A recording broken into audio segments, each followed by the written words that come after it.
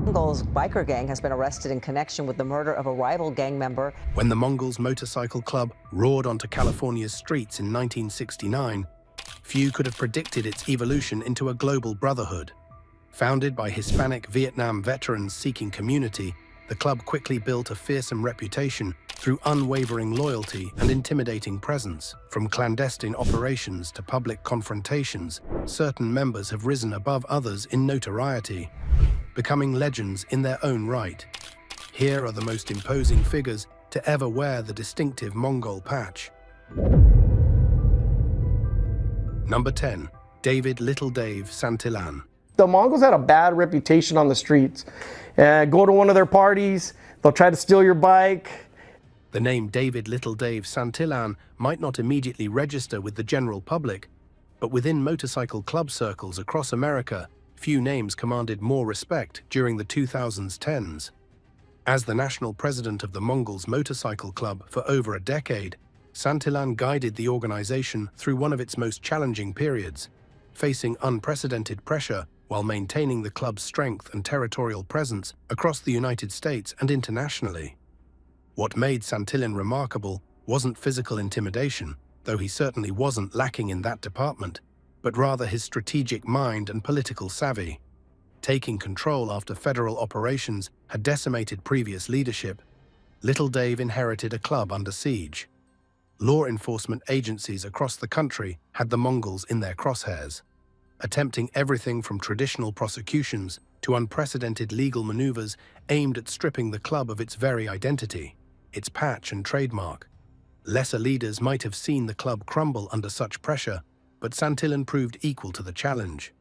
Under his leadership, the Mongols fought back against the government's attempts to seize their patches through trademark law, a battle that went all the way to the Supreme Court. This wasn't just a legal skirmish over intellectual property. For the Mongols, their patch represents their very identity, earned through a demanding process and worn with fierce pride. The fact that the club ultimately prevailed in this existential struggle speaks volumes about Santillan's leadership during this critical period. What truly separated Santillan from many of his predecessors was his understanding of the changing landscape of motorcycle club culture in the 21st century. He recognized that survival required adaptation without abandoning core principles.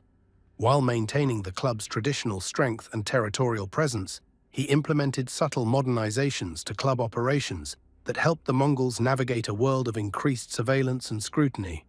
This balance between tradition and innovation allowed the club to not merely survive but thrive under his watch, expanding into new territories while strengthening existing chapters. Unlike some previous leaders who courted publicity, Santillan generally maintained a lower profile, understanding that effective leadership often happens behind the scenes. He built strong relationships with chapter presidents across the country, ensuring unity of purpose while respecting the traditional autonomy of local chapters. This approach created a more cohesive national organization while preserving the grassroots culture that had defined the Mongols since their founding. Santillan's leadership style reflected his personal journey within the club. Having earned his patch through years of dedicated service, he understood the Mongols from the ground up. His rise through the ranks gave him credibility with old-timers, while his strategic vision appealed to younger members. This unique combination allowed him to bridge generational divides within the club, creating a more unified brotherhood during his tenure as national president.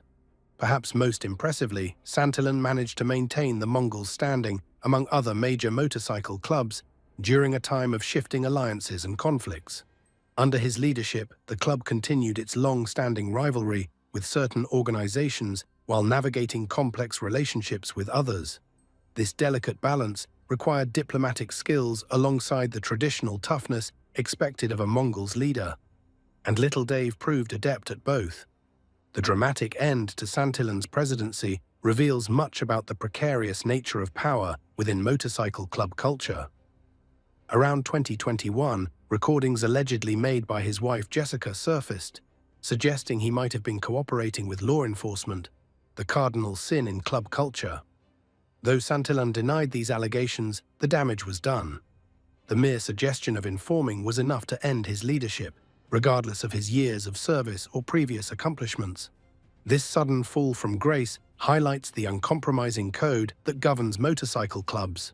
No matter how high a member rises, no matter how much respect they've earned, certain boundaries cannot be crossed without severe consequences. Whether the allegations against Santillan were true or not became almost irrelevant. The suspicion alone was enough to trigger his removal from power. This dramatic shift in leadership echoed an earlier transition in the club's history, when another ambitious president saw his reign collapse under very different circumstances. Where Santillan maintained a low profile until his sudden downfall, his predecessor, Ruben "Doc" Cavazos, had actively sought the spotlight, a decision that would ultimately contribute to his own dramatic fall from power. Number 9. Ruben "Doc" Cavazos. Few figures in Mongols' history have generated as much controversy as Ruben "Doc" Cavazos.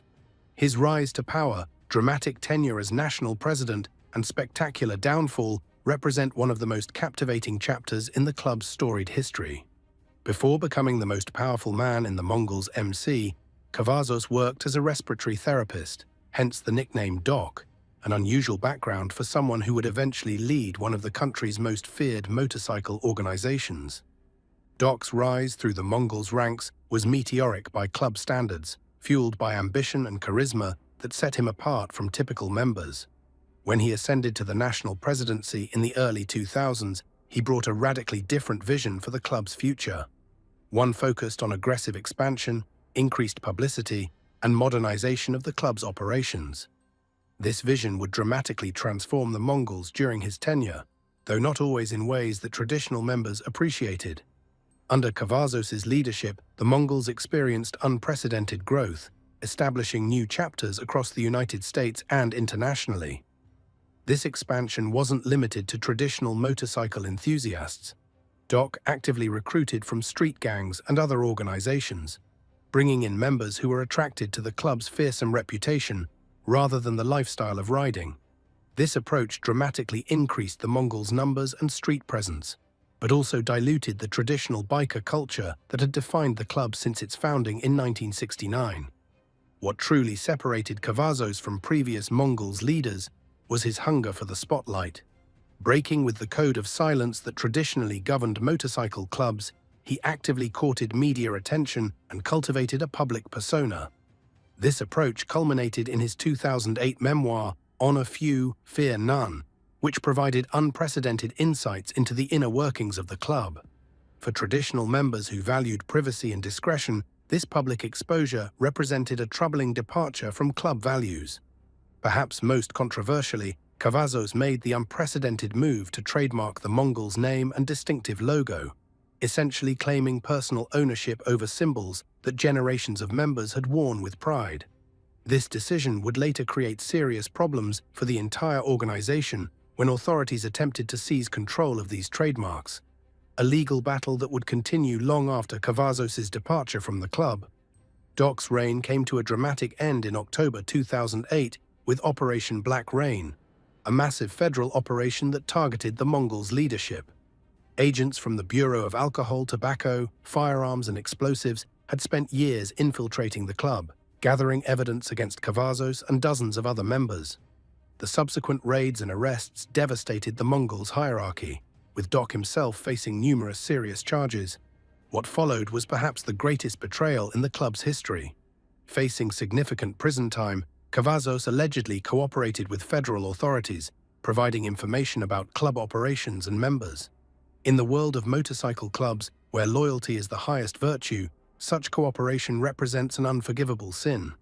The Mongols responded by formally expelling Cavazos from the club, stripping him of his patch and all associations with the organization he once led. The legacy of Ruben Cavazos within the Mongols remains deeply complicated. His leadership brought the club to new heights of power and recognition, expanding their territory and membership significantly.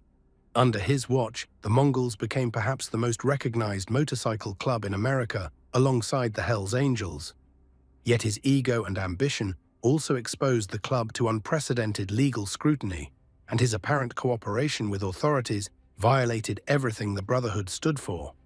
Years after his fall from power, Cavazos gave a warning within the Mongols.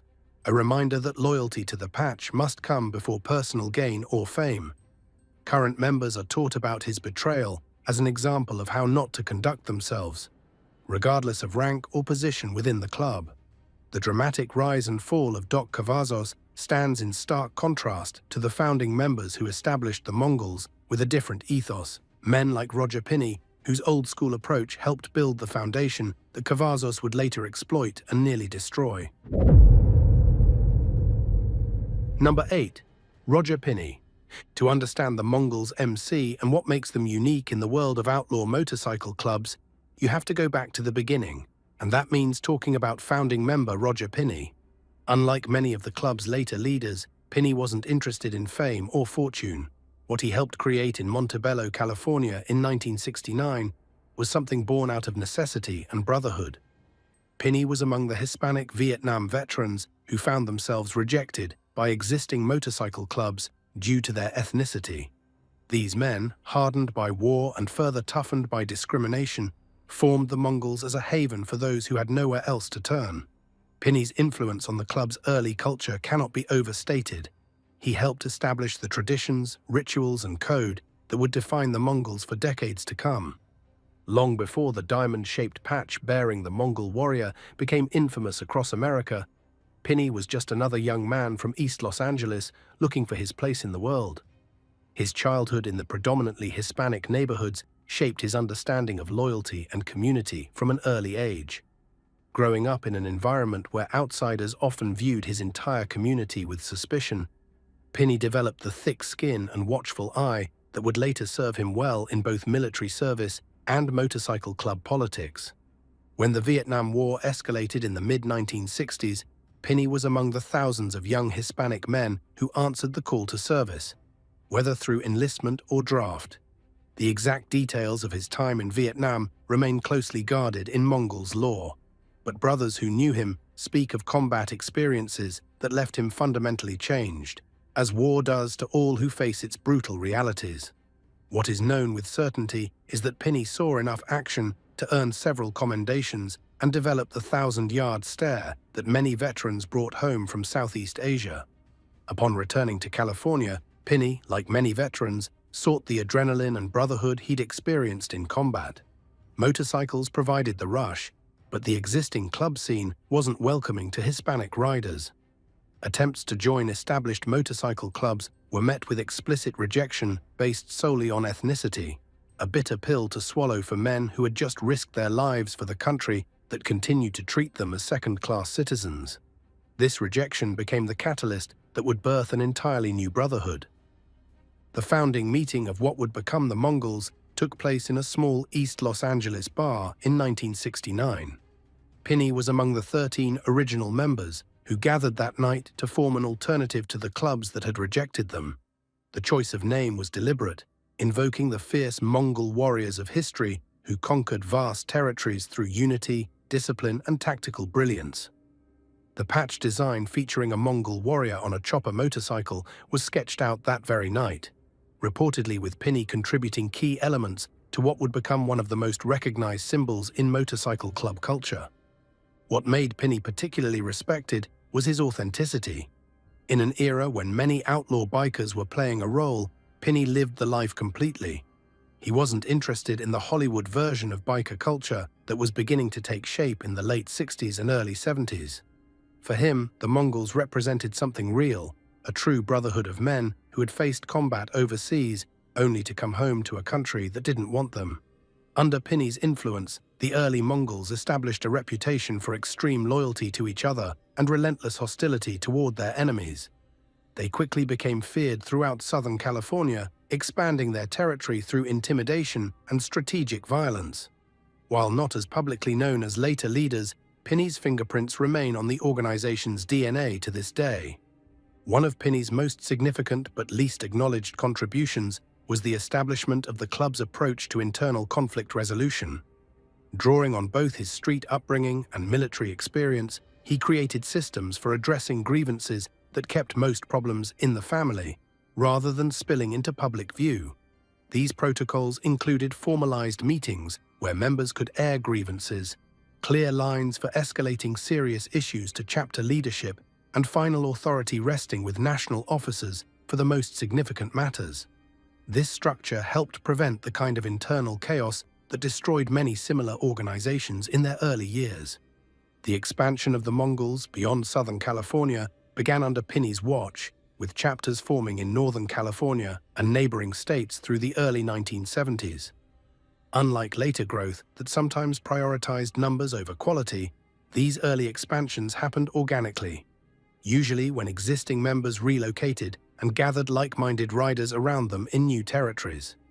Pinney reportedly insisted that new chapters maintain the original vision and values, personally traveling to ensure standards were met before new charters received official recognition. While Pinney helped establish the Mongols Foundation, the club's evolution would produce members who became legendary for specific incidents rather than organizational leadership. Individuals like Christopher Stoney Ablett, whose actions would dramatically escalate one of motorcycle club history's most notorious rivalries. Number 7. Christopher Stoney Ablett. In the violent history of motorcycle club rivalries, certain moments stand as inflection points, events so shocking they forever change the landscape. Christopher Stoney Ablett's name became synonymous with one such moment, a single night of violence that escalated tensions between rival clubs to unprecedented levels and earned him a permanent place in motorcycle club folklore. As a member of the Modesto chapter of the Mongols, Ablett might have remained relatively unknown, if not for his actions on September 2, 2008, the night that shook the biker world. The long-standing rivalry between the Mongols and their chief rivals had been simmering for decades, punctuated by periodic violent confrontations across California and beyond. Territorial disputes, bar fights, and highway skirmishes were common, but there were unwritten rules about how far these conflicts would go. Ablett's actions would shatter those boundaries in the most dramatic fashion possible. According to court records, Ablett traveled to San Francisco wearing his Mongols' colors, itself a provocative act in territory controlled by a rival club. There, outside a bar in the Mission District, he encountered Mark Papa Guardado, president of the San Francisco chapter of his club's main rivals.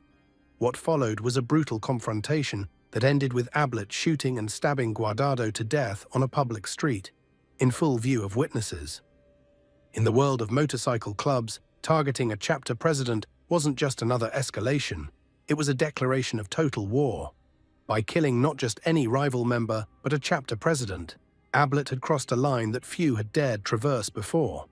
The brazenness of the attack, happening in the rival's own territory and against such a high-ranking member, sent shockwaves through motorcycle clubs nationwide. Unlike many who might have gone underground after such a high-profile incident, Ablett eventually surrendered to authorities in Oklahoma. His subsequent trial exposed details about motorcycle club operations and hierarchies that members would have preferred remain private. Prosecutors alleged that Ablett had traveled to San Francisco specifically to hunt down rival club members, even claiming he had been offered a special patch, allegedly given to Mongols who had killed for the club. Ablett's defense team presented a different narrative, arguing that he had acted in self-defense after being attacked by Guardado, who had recognized his Mongols affiliation. This created a complicated legal strategy, acknowledging the killing while disputing the premeditation and motive. It also raised questions within the motorcycle club world about whether Ablett's actions had been sanctioned by Mongols' leadership or represented a solo decision that put the entire club at risk of retaliation. After a trial that attracted national attention, Ablett was convicted of murder in aid of racketeering and sentenced to life imprisonment plus 20 years.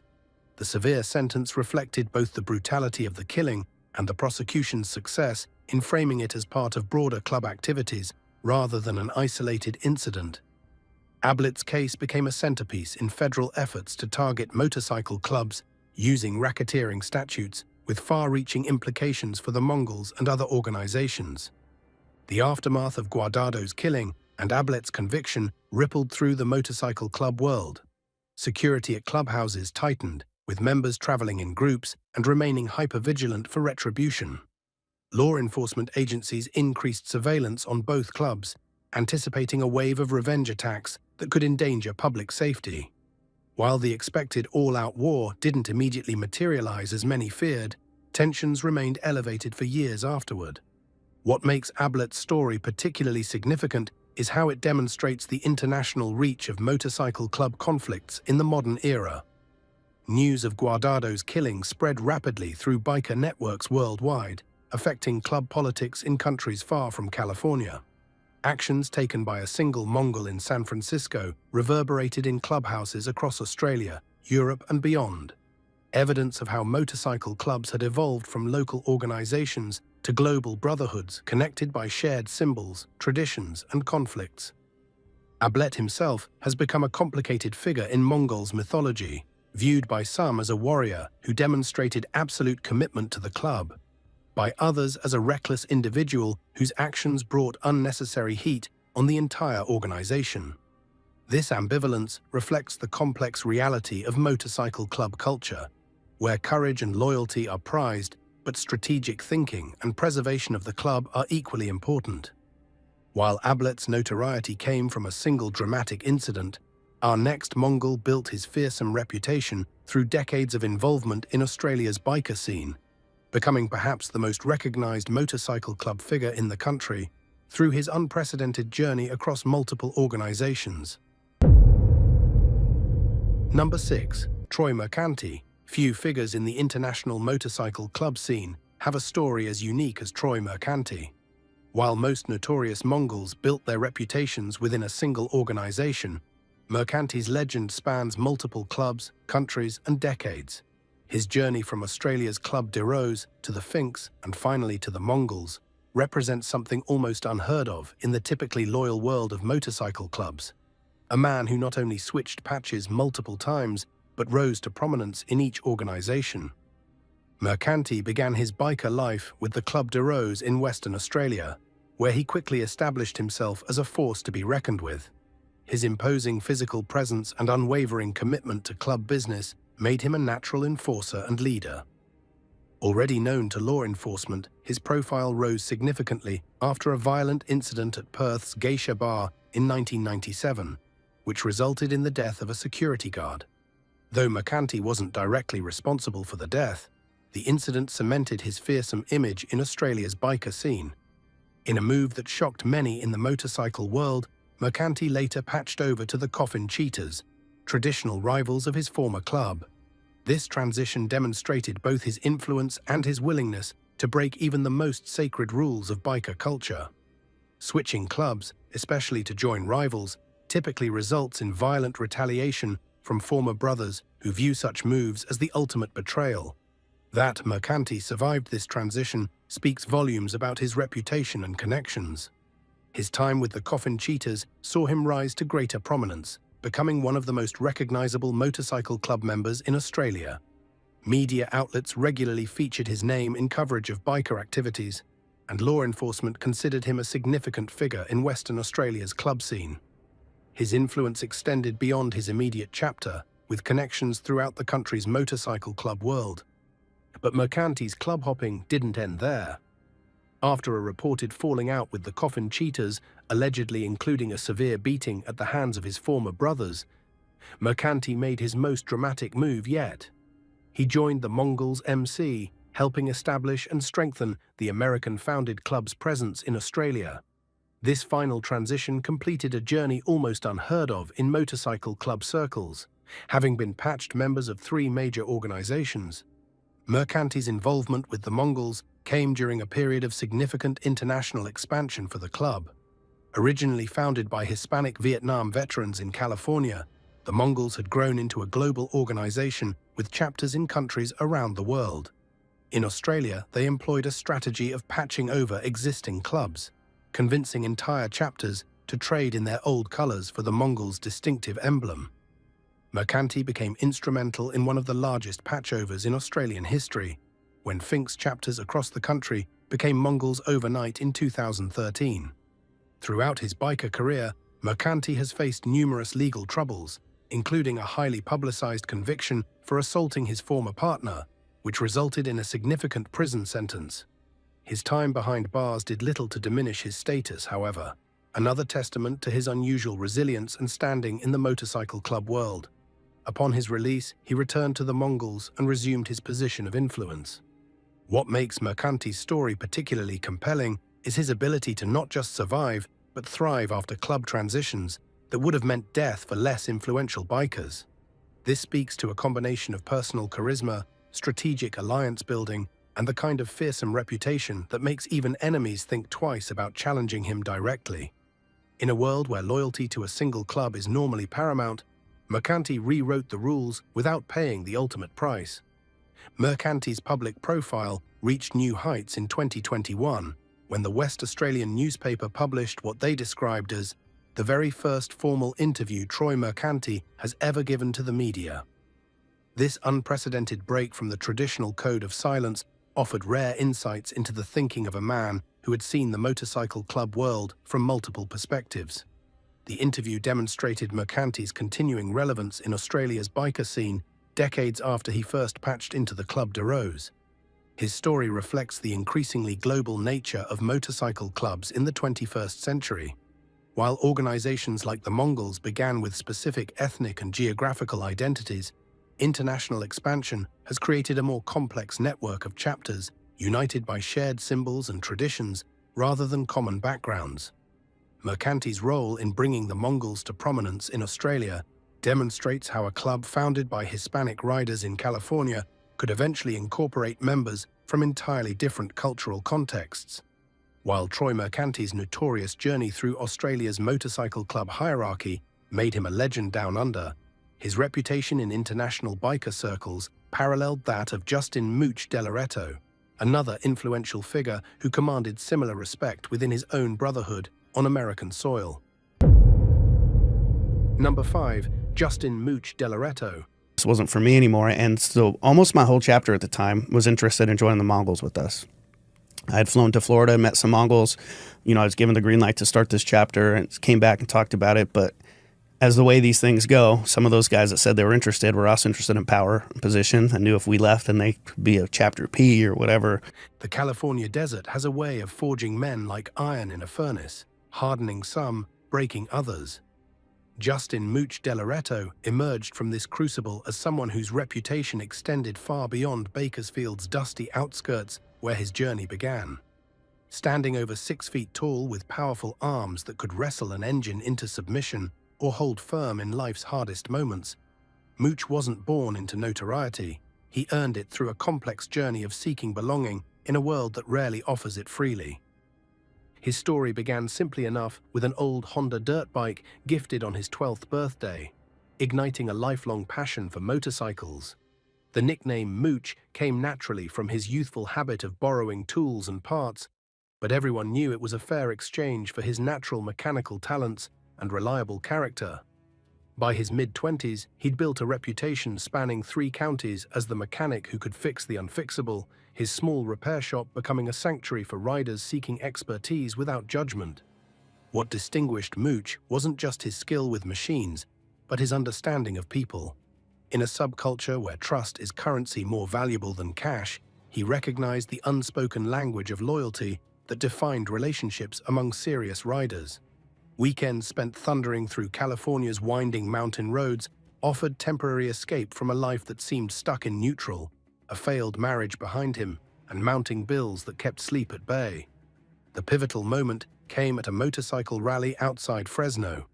While others kept their distance from a group of patched riders whose presence commanded immediate respect, Mooch found himself drawn to their immaculately maintained Harleys.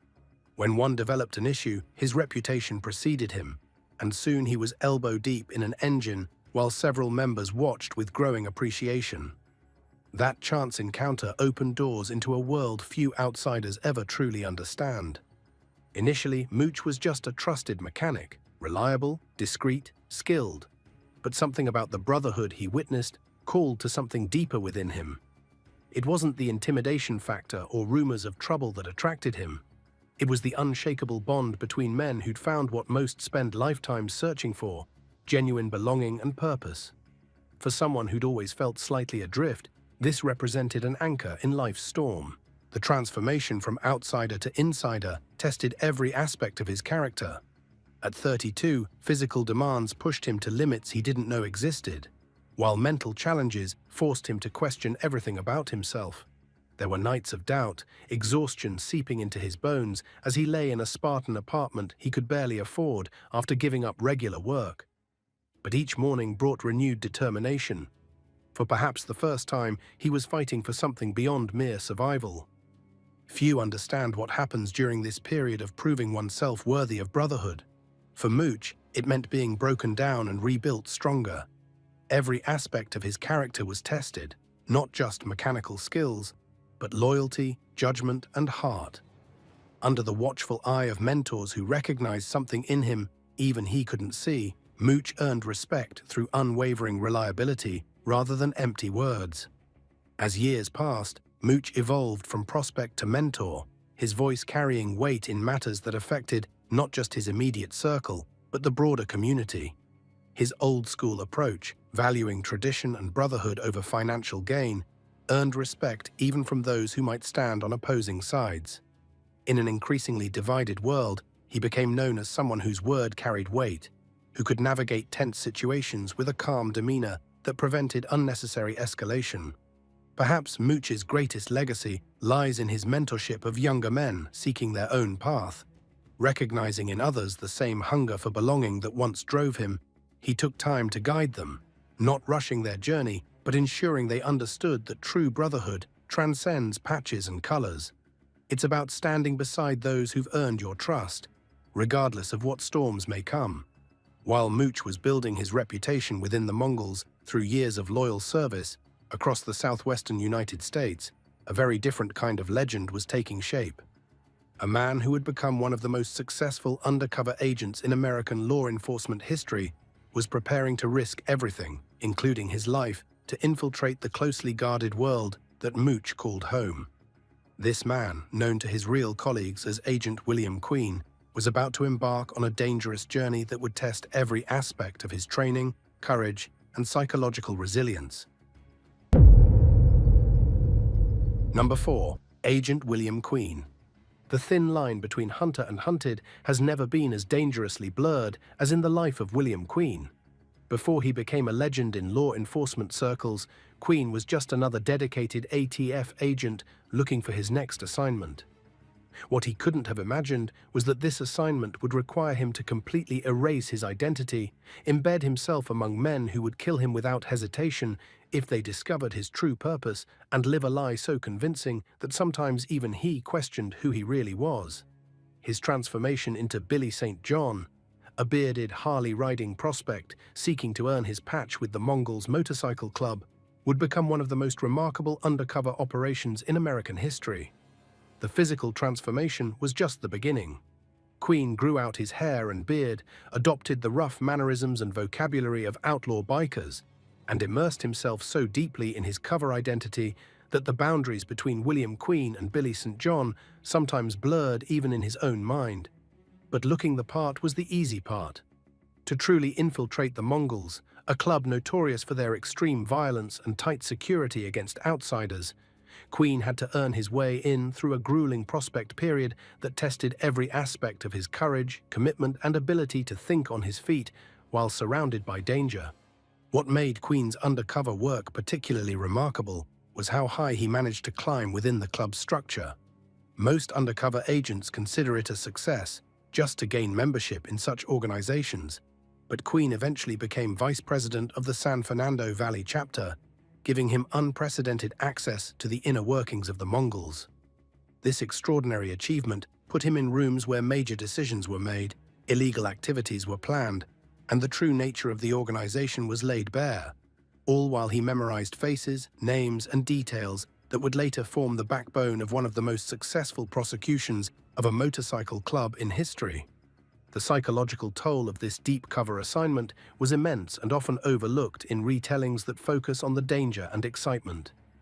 Queen developed genuine friendships with some of the very men he was investigating, creating moral conflicts that he struggled with throughout the operation and for years afterward.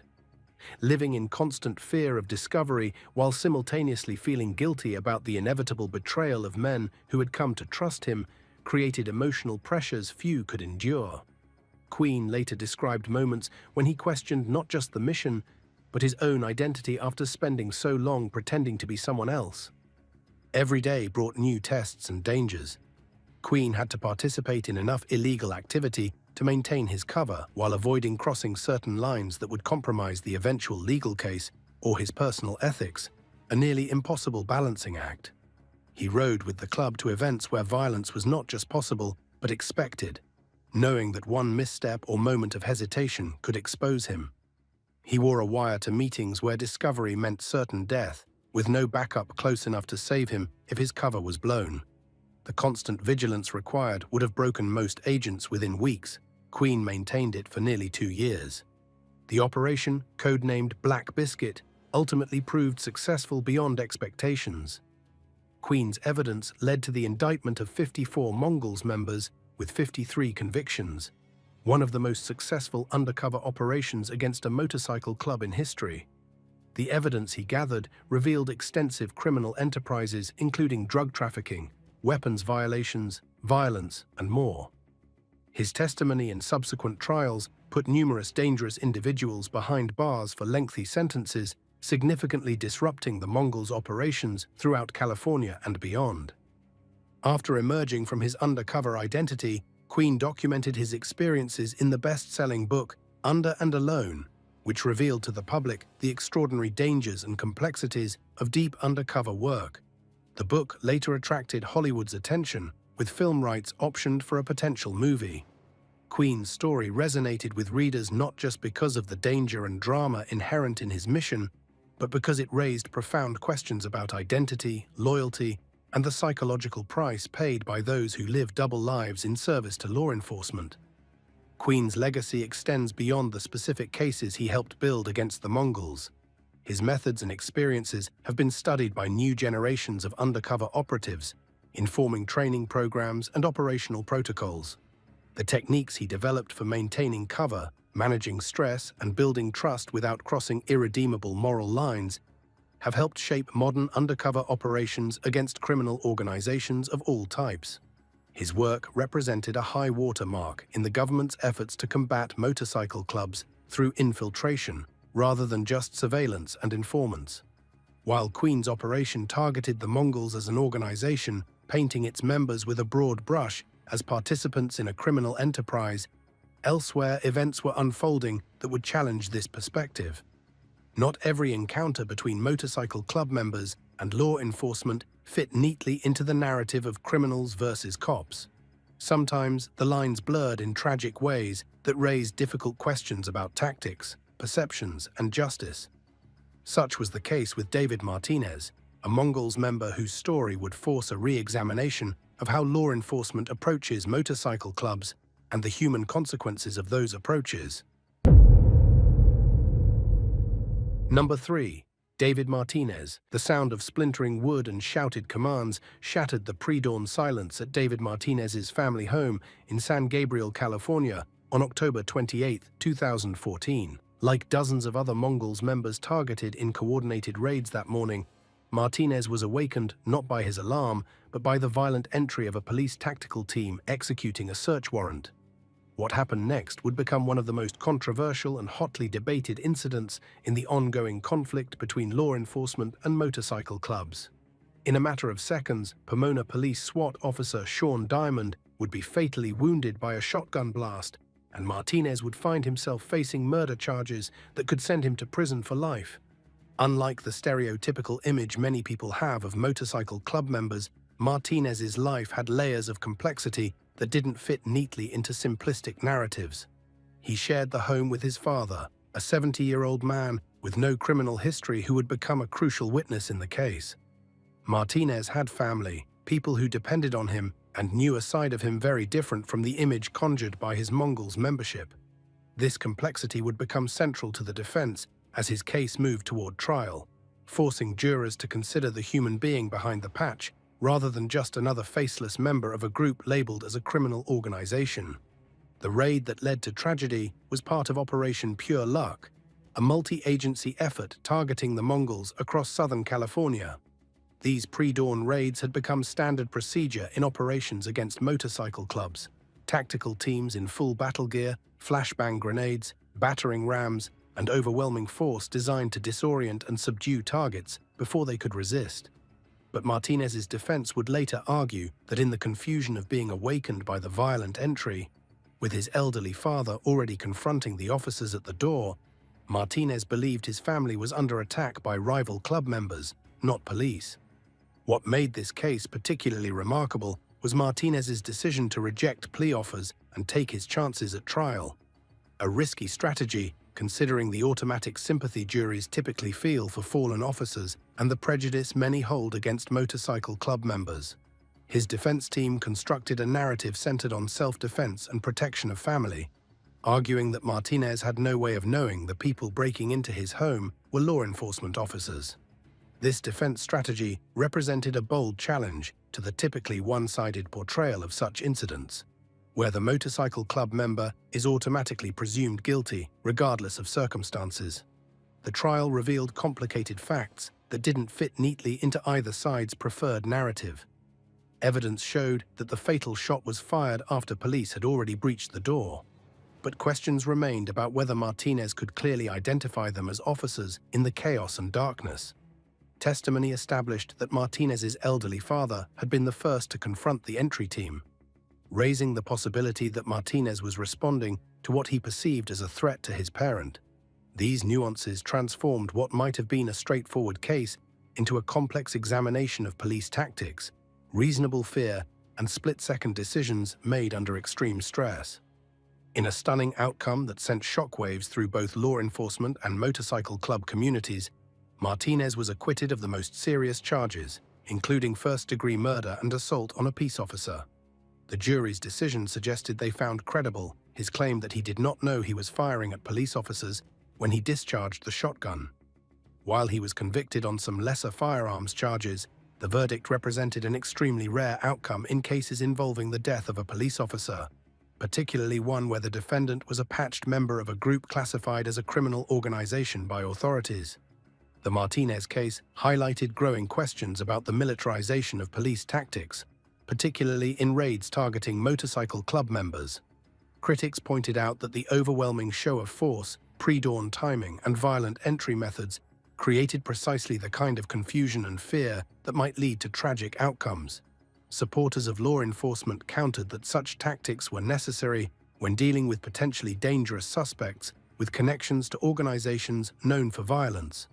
The debate exposed fundamental differences in how motorcycle clubs and their members are perceived, as criminal enterprises requiring aggressive suppression or as complex organizations where individual members deserve individualized justice. Officer Diamond's death was unquestionably tragic. A dedicated public servant lost his life in the line of duty, leaving behind family and colleagues who mourned his sacrifice. At the same time, the case forced a more nuanced conversation about the tactics used against motorcycle clubs and whether alternative approaches might reduce the risk to both officers and subjects of investigation. This complexity avoided easy answers, revealing how the entrenched conflict between clubs and law enforcement often produces victims on all sides. While David Martinez's split-second decision during that fateful police raid thrust him unwillingly into the public spotlight, it was members like Chadwick Gene Swopes who quietly worked behind the scenes to prepare brothers for precisely such encounters, developing security protocols and situational awareness training that reflected his understanding that in the world of motorcycle clubs, survival often depended on both quick thinking and careful preparation. Number 2. Chadwick Gene Swopes. The first time Chadwick Gene Swopes walked into a Mongols gathering in Southern California, nobody paid much attention. Average height, soft-spoken, with none of the intimidating physical presence you might expect from someone who would rise to become one of the club's most respected members. But appearances can be deceiving in the world of motorcycle clubs. Within just a few years, the mere mention of Swope's name would be enough to make rival club members think twice about crossing into Mongols' territory, and his reputation within the Brotherhood would become the stuff of whispered legend. What set Swopes apart wasn't his size or even his willingness to use violence, though he proved more than capable when situations demanded it. His true power came from something far more rare: absolute, unwavering loyalty, combined with a tactical mind that could see 3 moves ahead, in the complex chess game of motorcycle club politics. While others might rush headlong into conflict, Swopes carefully considered the consequences of each action, weighing immediate satisfaction against long-term benefits for the club. This strategic thinking made him invaluable during periods of tension with rival clubs. Swopes earned his patch in the late 1990s, a time of significant expansion for the Mongols as they pushed into territories traditionally controlled by other organizations. This period of growth didn't come without resistance, and confrontations were common as the black and white colors appeared in new regions. During one particularly tense standoff outside a bar in Arizona, Swopes reportedly stood alone against 6 members of a rival club, refusing to remove his colors despite being dramatically outnumbered. According to those who witnessed it, he didn't raise his voice or make threats. He simply made it clear through his calm demeanor that violence would have consequences far beyond that parking lot. The respect Swopes commanded came not just from his courage in facing down threats, but from his skill in diffusing situations that might have led to unnecessary heat from law enforcement. In an era when federal agencies were increasingly targeting motorcycle clubs with RICO investigations and long-term undercover operations, Swopes understood that certain types of conflict brought unwanted attention. He developed a reputation as someone who could settle disputes through intimidation rather than actual violence, a valuable skill that kept both rivals and authorities at bay while the club continued to strengthen its position. His influence within the Mongols extended beyond handling external threats. Swopes took a particular interest in the prospect program, personally evaluating potential members and weeding out those he suspected might not have the necessary loyalty or discretion to wear the patch. Members who came up under his mentorship describe a demanding but fair leader who emphasized the club's traditions and history. He insisted that new Mongols understand they weren't just joining a club. They were becoming part of a lineage stretching back to the Hispanic Vietnam veterans who founded the organization in Montebello, California in 1969. What many outside the club never realized about Swopes was his intelligence. Law enforcement officials who encountered him during raids or questioning often made the mistake of underestimating him based on stereotypes about motorcycle club members. This was a costly error, as Swopes had an encyclopedic knowledge of relevant laws and constitutional protections. He reportedly conducted informal training sessions for members on how to interact with police, what to say, and more importantly, what not to say, and how to protect the club's interests during investigations. This knowledge helped the Mongols weather several federal operations that might otherwise have caused more significant damage. As Swopes' reputation grew within the club, so did the mystique surrounding him in the broader motorcycle world. Stories about his exploits, some true, some certainly exaggerated, circulated at gatherings and runs. One persistent tale involved his handling of a member who had been caught stealing from the club. While most such betrayals would result in immediate and violent expulsion, Swopes allegedly took a different approach, orchestrating a complex plan that left the thief exposed to both legal consequences and the wrath of a rival organization. The strategic elegance of the punishment enhanced Swopes' reputation for being several steps ahead of everyone else. Perhaps the most remarkable aspect of Swopes' story is how he managed to remain largely invisible to the public, despite his significant influence within the club. While some Mongols embraced the notoriety that came with membership, Swopes operated in the shadows, rarely appearing in photographs and avoiding situations where he might draw individual attention from law enforcement or the media. This low profile served him well during federal investigations that targeted more visible members while often overlooking his central role in club operations. By the mid-2000s, Swopes had become something of an elder statesman within the Mongols. His counsel sought on major decisions affecting the club's future. His ability to adapt to changing circumstances, particularly the increasingly sophisticated law enforcement tactics being deployed against motorcycle clubs, proved vital to the organization's survival during challenging times. While maintaining absolute loyalty to the Mongols' traditions, he recognized that the methods for protecting those traditions needed to evolve as the external threat landscape changed. What eventually happened to Chadwick Gene Swopes remains something of a mystery outside the club. Some say he retired quietly from active involvement, maintaining his membership but stepping back from leadership. Others suggest he continues to play a significant role behind the scenes, his influence undiminished despite his advancing years. What's certain is that his approach to handling club business, strategic, measured, but backed by absolute resolve when necessary, helped shape a generation of Mongols who followed in his footsteps. Among those who learned from Swopes's example was a younger member whose approach couldn't have been more different on the surface, but who shared the same core loyalty to the patch, Scott Jr. Erickson. Where Swopes operated in the shadows, Erickson would become one of the most visible and controversial Mongols of his era. His story intertwined with some of the club's most high-profile confrontations with both rivals and law enforcement.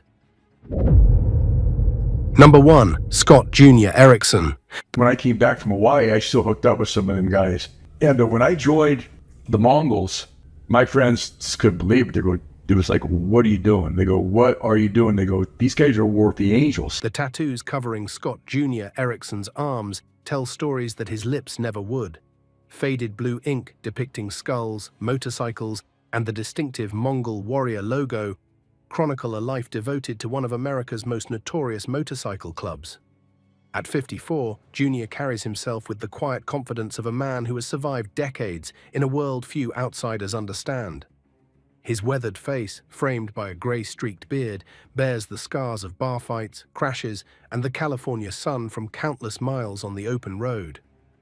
Born in the industrial outskirts of San Bernardino to a factory worker father and a waitress mother, Jr.'s path to the Mongols began in his troubled teens. After dropping out of high school and cycling through a series of dead-end jobs, he found purpose in the mechanical simplicity of motorcycles. His natural talent for engine work quickly earned him a reputation at local bike shops, where he eventually caught the attention of Mongols members who frequented the garage where he worked. The fraternity they offered appealed to a young man with few other prospects and a deep-seated desire to belong. His prospecting period for the Mongols lasted 11 brutal months. The other members tested his loyalty through increasingly demanding tasks, physical endurance trials, and situations designed to ensure he could be trusted with the club's secrets. Jr. endured it all with a stoic determination that would later become his trademark within the organization. When he finally received his full patch in 1995, the celebration lasted 3 days, leaving behind memories largely obscured by cheap whiskey and cheaper amphetamines. Within the hierarchy of the Mongols, Jr. rose steadily through a combination of unwavering loyalty and calculated restraint. While other members courted attention through flamboyant violence, Jr. built a reputation as the problem solver. His imposing physical presence, 6'2" with forearms thick as fence posts, often made actual violence unnecessary. When conflicts with rival clubs or internal disputes threatened the chapter, Jr.'s mere arrival could de-escalate situations that seemed destined for bloodshed. This unusual restraint kept him largely off law enforcement's radar during the major RICO operations, targeting the club in the early 2000s. The numerous tattoos covering Jr.'s body serve as a living record of his decades with the Mongols. The club's logo dominates his back, while his arms display an evolving chronicle of significant events. Members lost, battles won, prison stints served. The 3 teardrop tattoos near his right eye speak to losses that he never discusses, even with fellow members. His knuckles bear the scars of countless fights, while the slight limp in his walk stems from a 2007 shootout with members of a rival club outside a Nevada bar. Despite his unwavering dedication to the Mongols, Jr. somehow maintained connections to conventional society that many members couldn't. He faithfully sent money to support his aging mother until her death. His daughter from a brief marriage completed college with his financial support, though she maintains careful distance from his club life. This duality puzzles younger members who struggle to reconcile his fearsome reputation with his occasional glimpses of sentimentality. The evolving landscape of motorcycle club culture hasn't escaped Jr.'s notice. Increased federal pressure, infiltration by informants, and the younger generation's casual approach to traditions deeply trouble him. Where the Brotherhood once operated in shadows, social media and reality television have dragged aspects of club life into unwelcome spotlight. Junior has adapted by pushing his chapter toward more legitimate business ventures while maintaining the core brotherhood that attracted him decades ago. Police arrested the president of the Brockton East Bridgewater chapters of the Outlaws Motorcycle Club on gun charges, 48-year-old. Blood on their hands, fear in their wake. These aren't characters from your favorite TV show. They're real outlaws who terrorized America. Ever wonder what makes someone so dangerous that even hardened criminals fear them? From motorcycle club presidents who ordered dozens of hits to fugitives who evaded the FBI for decades. These 10 Outlaws MC members redefined what it means to live outside the law. The stories of their crimes will shock you, but it's how they built their criminal empires that will truly leave you speechless. Number 10. Harry Taco Bowman. Bowman died on Sunday in federal prison at the age of 69. He was serving a life sentence for murder, firebombings, and racketeering, among other charges. In the world of outlaw motorcycle clubs, few names have inspired more fear than Harry Joseph Taco Bowman. As the international president of the Outlaws Motorcycle Club throughout the 1980s and 1990s, Bowman didn't just lead one of America's most violent biker gangs. He transformed it into a sophisticated criminal enterprise that stretched across continents. Standing just 5 feet 8 inches with a bushy mustache and often wearing the leather cuts emblazoned with the outlaw's skull and crossed pistons patch, Bowman didn't look particularly intimidating at first glance. This unassuming appearance was perhaps his first weapon, allowing him to be underestimated by rivals who would soon learn their mistake, often with fatal consequences. Bowman earned his taco nickname from his passionate love of Mexican food, a seemingly innocent detail that belied the calculating brutality with which he expanded the Outlaws' territory and operations. Under his leadership, the club grew from its Detroit roots to establish chapters across the United States and into Canada, Europe, and Australia. This wasn't just a motorcycle club anymore, it was an international criminal organization involved in drug trafficking, weapons dealing, extortion, and murder for hire. FBI agents who tracked the club during this era described the Bowman years as the period when the Outlaws evolved from a troublesome biker gang into a highly structured criminal organization with Bowman at the apex. What truly set Bowman apart from other outlaw leaders was his strategic approach to violence. While some biker bosses earned reputations as hotheads who would explode over minor issues, Bowman used violence like a business tool, deliberately, calculatedly, and always with a clear purpose. If someone crossed the club or violated their rules, Bowman didn't just order a beating or a murder. He ensured it happened in a way that sent a message to others. Bodies would be left where they'd be discovered, with clear signs of who was responsible. It wasn't just killing. It was calculated terror designed to establish the Outlaws' dominance and discourage anyone from challenging their authority. One particularly chilling example came in the mid-1990s when a member of the rival Hells Angels was found murdered in Florida. The victim hadn't just been killed, he'd been tortured extensively before death, with the Outlaws' distinctive insignia left as a calling card. No one was ever convicted for this specific murder, but law enforcement sources understood it carried Bowman's signature approach, making examples of enemies to reinforce the club's fearsome reputation across the country. During his reign, several Outlaws members who were suspected of cooperating with law enforcement similarly disappeared or were found murdered, stark warnings to anyone considering breaking the club's code of silence.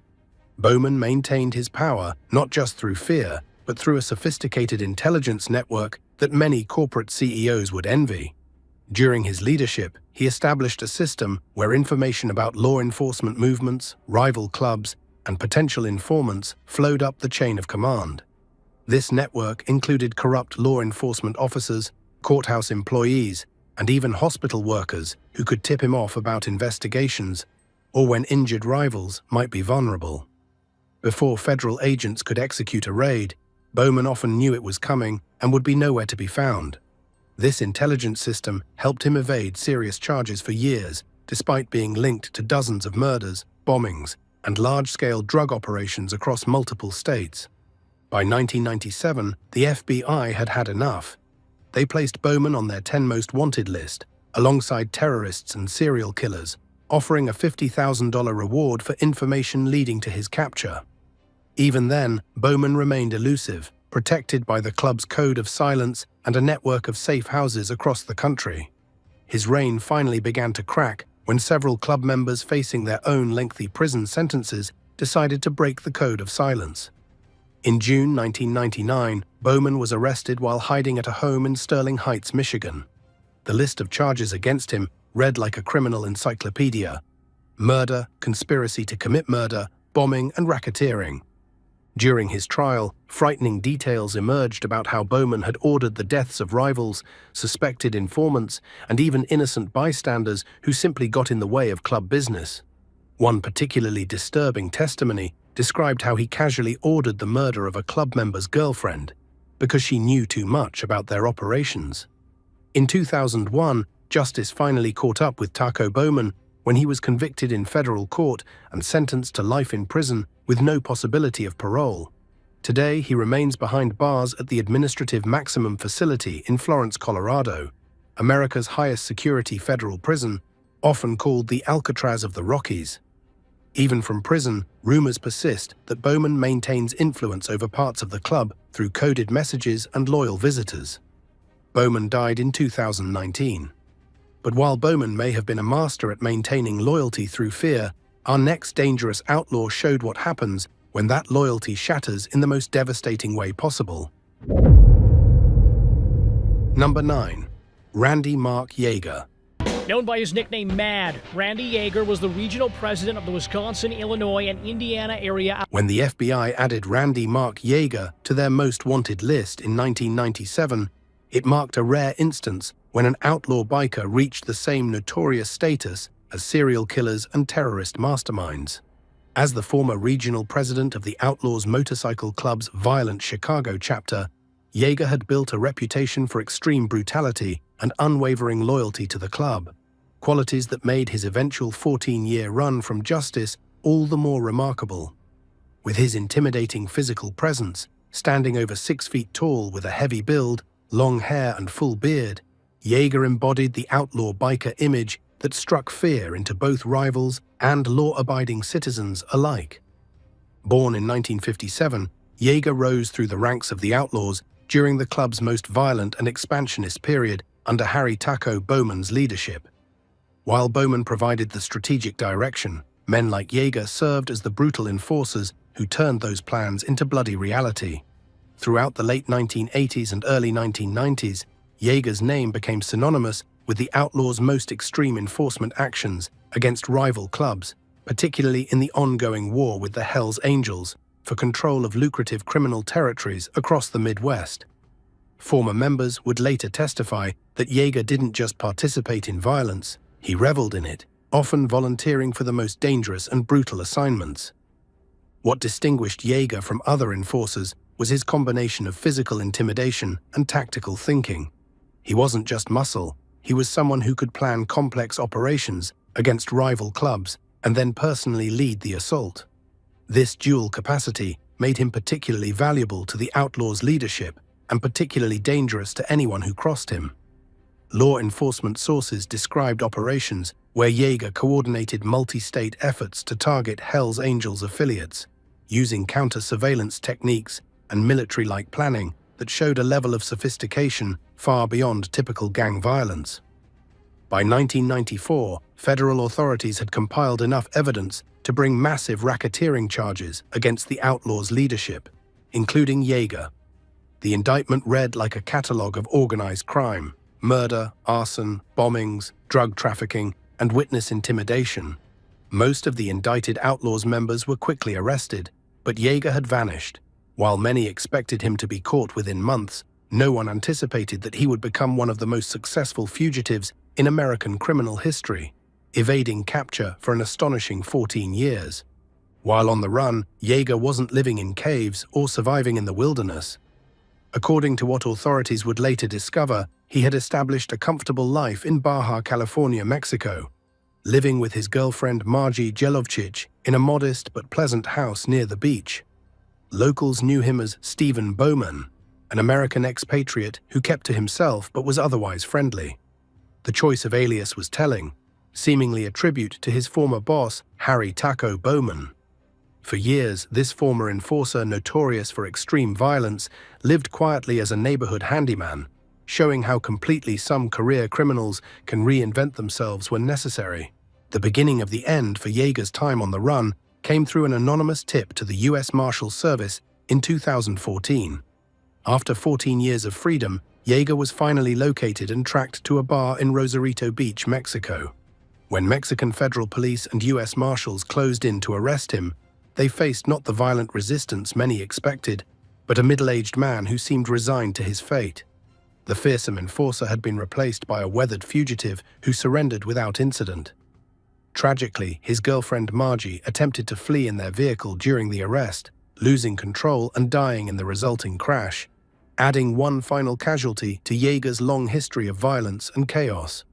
When Yeager was returned to the United States after nearly a decade and a half as a fugitive, he faced justice for crimes that had occurred so long ago that many witnesses had died, memories had faded, and some case files had been archived.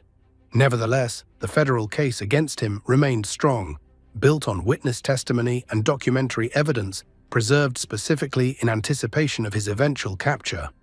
In 2016, Yeager finally pled guilty to racketeering conspiracy charges, accepting a 15-year prison sentence rather than risk trial and a potential life term. As Yeager began serving his prison sentence, another major figure was emerging in the outlaw motorcycle world, someone who would take a more strategic approach to leadership than the enforcers of previous generations. Number 8. Jack Rosger. When Milwaukee Jack Rosger took control of the American Outlaw Association, AOA, better known as the Outlaws Motorcycle Club, in the mid-2000s, he inherited an organization still reeling from the leadership vacuum left by predecessors like Harry Bowman. Many expected the club to keep a low profile while rebuilding.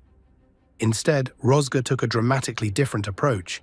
He declared open war on the Outlaws' biggest rivals, the Hells Angels, launching one of the bloodiest chapters in modern outlaw motorcycle club history. Unlike the stereotypical wild-eyed, hard-drinking biker, Rosger presented himself with a calculated composure that belied his violent intentions. Clean-cut when needed, articulate in his speech, and methodical in his planning, he brought an almost corporate approach to running what was fundamentally a criminal enterprise. Law enforcement officials who tracked his activities described him as a strategic thinker who approached running the Outlaws like a military campaign, with clear objectives, territorial goals, and a willingness to accept casualties to achieve longer-term dominance. Taking control around 2007, Rosger quickly identified what he saw as the club's biggest problem: territory that had been lost to the Hells Angels and their support clubs during years of fragmented leadership. Rather than accepting this new reality, Rosger developed a nationwide strategy to reclaim these areas and expand into new ones. At a national officers' meeting in 2008, he reportedly laid out his vision in stark terms, telling his captains it was time to put the Hells Angels back in their place, whatever it took. What followed was a calculated campaign of violence that stretched from Maine to Florida, transforming localized disputes into a coordinated national conflict. What made Rosger's approach uniquely terrifying was its methodical nature combined with modern technology. FBI wiretaps would later reveal that Rosger studied books on guerrilla warfare and corporate takeovers alike, applying these principles to the criminal underworld. He wasn't just telling members to attack rivals. He was creating elaborate plans involving multiple chapters, counter-surveillance to watch for police, and strict communications protocols to avoid detection. This wasn't street gang violence. This was organized crime operating with military-like discipline and structure. The human toll of Rosger's war was substantial. While exact numbers are difficult to confirm due to the reluctance of many victims to cooperate with police, law enforcement sources attribute at least 24 serious assaults, several disappearances presumed to be murders, and at least 4 confirmed killings to the campaign Rosger orchestrated. And these are just the cases they know about. Many incidents likely went unreported due to the outlaw code against involving law enforcement. Perhaps most disturbing was Rosger's ability to maintain a veneer of legitimacy while orchestrating this violence. He would appear at legitimate motorcycle events, speak about brotherhood and freedom, and present the Outlaws as simply a group of motorcycle enthusiasts exercising their rights to associate. This dual identity, public motorcycle club president and private criminal mastermind, made him particularly difficult for law enforcement to corner. His downfall began in June 2010 when federal agents who had infiltrated the club's inner circle gathered enough evidence to move against him. The resulting indictment charged Rozga with conspiracy to commit violence in aid of racketeering, essentially orchestrating a criminal war across state lines. The evidence presented at trial painted a damning picture. Prosecutors played recordings of Rozga discussing planned assaults, displayed maps showing coordinated territory expansion, and presented witness testimony describing his direct involvement in planning violent acts. Despite the traditionally tight-lipped nature of outlaw motorcycle clubs, 4 members eventually broke ranks and testified against him. In December 2010, a federal jury convicted Rozga.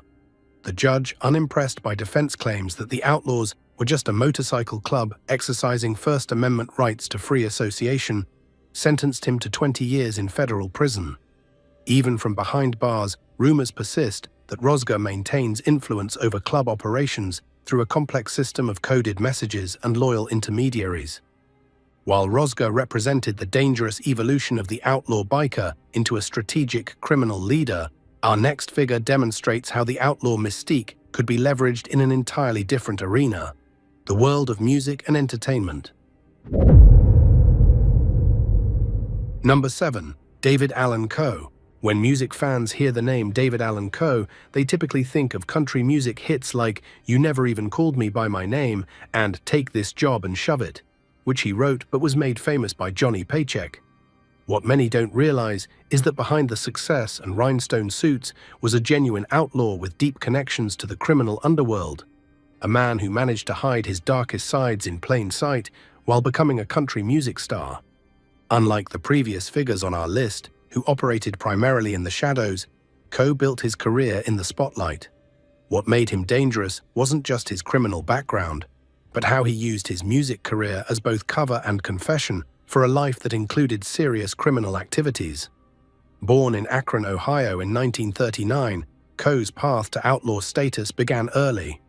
By his teens, he was already in trouble with the law, spending much of his youth in reform schools and juvenile detention.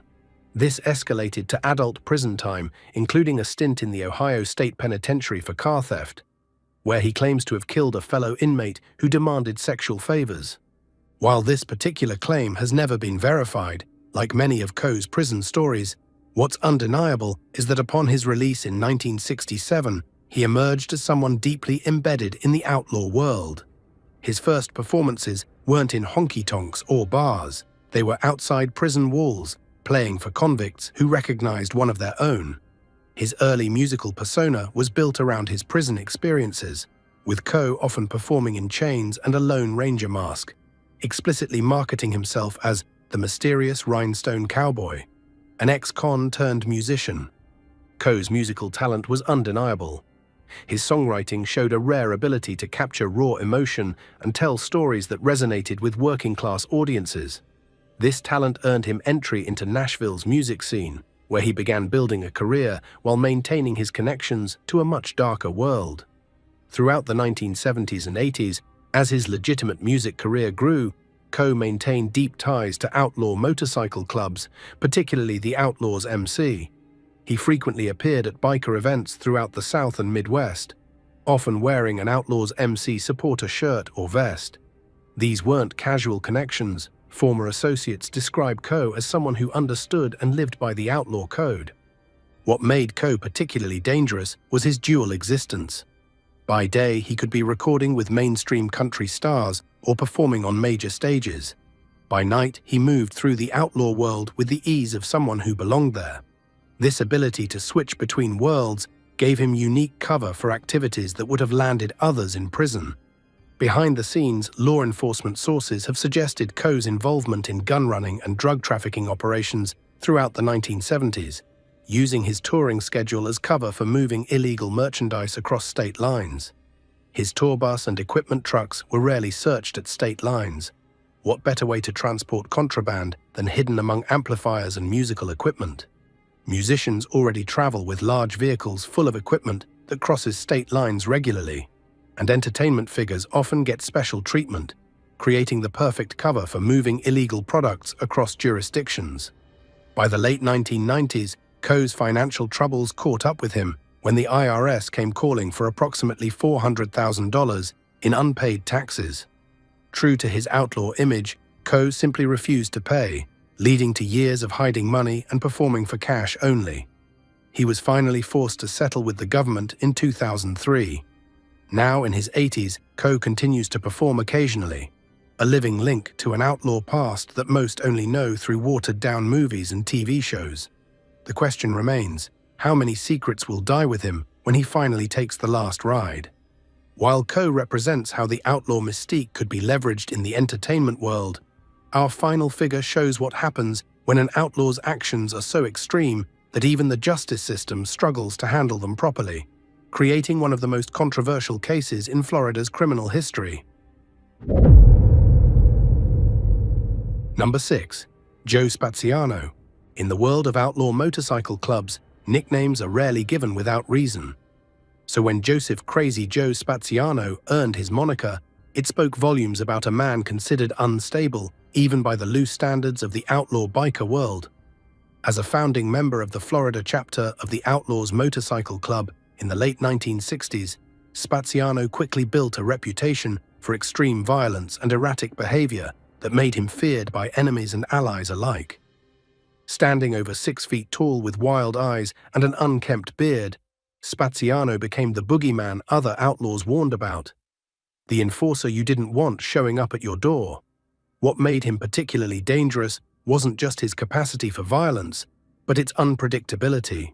Most outlaw enforcers had clear reasons for their violent actions: money, territory, club business, or personal vendettas.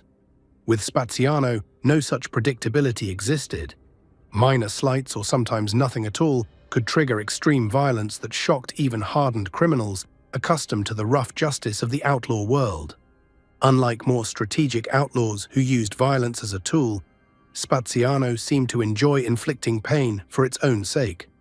Former associates described instances where minor disagreements at club gatherings would end with Spaziano inflicting brutal beatings that went far beyond what even outlaw code considered acceptable. When he walked into a room, the atmosphere would instantly change as everyone, including fellow club members, became tense and watchful. The club tolerated his behavior because having someone that unpredictable was occasionally useful. People were terrified of him, which made them less likely to cross the outlaws. But there was always a sense among club leadership that sooner or later Spaziano would go too far. That moment came in 1973, when the mutilated body of a young woman named Laura Lynn Harberts was discovered in a trash dump near Altamonte Springs, Florida. The brutality of the crime shocked even veteran homicide detectives. While investigating this murder, authorities began looking at similar unsolved cases in the area and soon connected another murder with similar characteristics to Spaziano. His reputation for extreme and unpredictable violence made him an immediate suspect in these particularly brutal killings. After his arrest, what unfolded was one of the strangest cases in Florida criminal history. Based largely on the testimony of a witness who claimed to have recovered repressed memories under hypnosis, Spaziano was convicted and sentenced to death for Harbert's murder. This was long before the scientific community had thoroughly debunked many aspects of repressed memory theory and hypnosis-based testimony. The witness claimed that under hypnosis, he remembered seeing Spaziano with the victim near the time of her disappearance. Testimony that would be considered highly problematic by modern legal standards. What made Spaziano's case particularly disturbing was that despite his violent reputation and general instability, serious questions existed about whether he had committed these particular crimes. The case against him rested heavily on testimony that would never be admissible in court today. Memories recovered through hypnosis sessions that many experts now view as highly unreliable. There was no physical evidence linking him directly to the murders, which is unusual in such brutal crimes where perpetrators typically leave behind evidence. For 19 years, Spaziano sat on death row, maintaining his innocence while coming within days of execution multiple times. his case became increasingly controversial as questions arose about the reliability of the hypnosis-induced testimony. Eventually, the key witness recanted, claiming police had pressured him to identify Spaziano. In a twist that stunned the legal world, Spaziano's conviction was overturned in 1995 after an investigation by the Miami Herald revealed serious flaws in the case. He was granted a new trial, and in 1996, prosecutors decided not to retry him for the murder, instead keeping him incarcerated on other charges. Released in 2001 after serving 20 years behind bars, Spaziano vanished into obscurity. Rumors occasionally surface about sightings in small towns across the South, but the man once known as Crazy Joe seems to have finally found the anonymity that eluded him during his outlaw prime. His legacy remains complicated, viewed by some as a victim of a flawed justice system, and by others as a dangerous killer who ultimately escaped full accountability for his crimes. The truth, as with many outlaw tales, likely lies somewhere in the shadows. While Crazy Joe Spaziano terrorized Florida with unpredictable violence that made even fellow outlaws nervous, up north John Petrarca was building a very different kind of danger, using a calculating mind to quietly forge alliances between outlaw motorcycle clubs and traditional organized crime families that would transform criminal operations across the Northeast. Number 5. John Petrarca. John Petrarca, the president of the club, and another member, Robert Anderson, arraigned on charges of arson and... In the world of outlaw motorcycle clubs, some of the most powerful figures aren't always the ones making headlines. John Petrarca embodied this principle perfectly, operating as one of the most influential yet least publicly known figures in the northeastern outlaw motorcycle world throughout the 1980s and 1990s. Unlike the stereotypical image of the loud, brash biker, Petrarca cultivated a deliberately low profile that made him all the more effective and dangerous as he built networks between outlaw motorcycle clubs and traditional organized crime families that would reshape criminal enterprises across multiple states. Standing around 5 feet 10 inches with a stocky build and typically dressed in simple jeans and leather, Petrarca didn't immediately stand out in a crowd. This unassuming appearance served as perfect camouflage for a man who regularly moved between the flashy world of New York's organized crime families and the grittier realm of outlaw motorcycle clubs. What made Petrarca uniquely dangerous wasn't just his connections, but his intelligence. Associates described him as having a banker's mind in a biker's body, able to structure complex money laundering operations and criminal enterprises that remained invisible to law enforcement for years. Born in northern New Jersey in the early 1950s, Petrarca's entry into the outlaw world came gradually through family connections to both traditional Italian-American organized crime and the emerging outlaw motorcycle scene.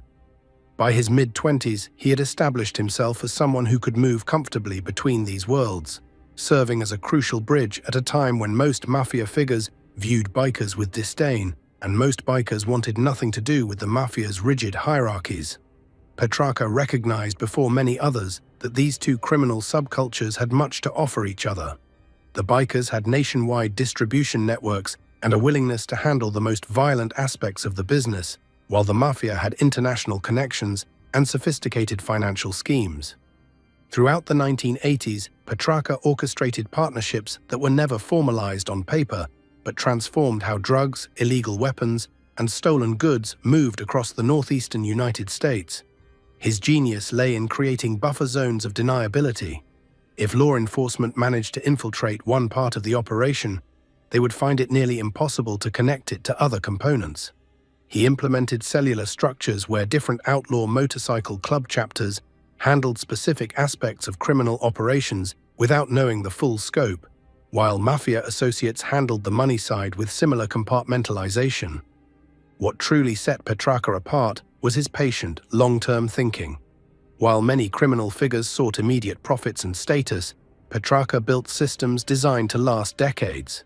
He established legitimate businesses, everything from motorcycle repair shops to construction companies, that served dual purposes, laundering criminal proceeds while creating employment for loyal associates. These businesses became community fixtures, gradually building a facade of respectability that helped shield the criminal operations beneath.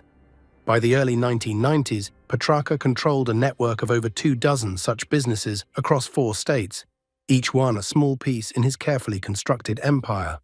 Law enforcement officials who investigated Petrarca described the frustration of building cases against him. Unlike flamboyant criminal figures who flaunted their wealth or power, Petrarca lived modestly in a middle-class neighborhood, drove American-made cars that weren't particularly new or flashy, and maintained minimal paper trails.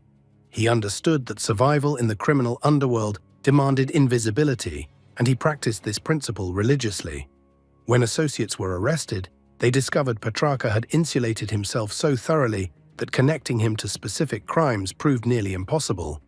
His downfall began not through traditional law enforcement methods, but through an internal conflict within one of the outlaw motorcycle clubs in his network. A leadership dispute erupted into violence, drawing unwanted attention to operations Petrarca had carefully kept in the shadows for years. As federal investigators descended on the club, they began to uncover the intricate connections Petrarca had established. Through financial forensics and testimony from arrested associates facing lengthy prison terms, authorities gradually assembled a comprehensive picture of Petrarca's criminal empire.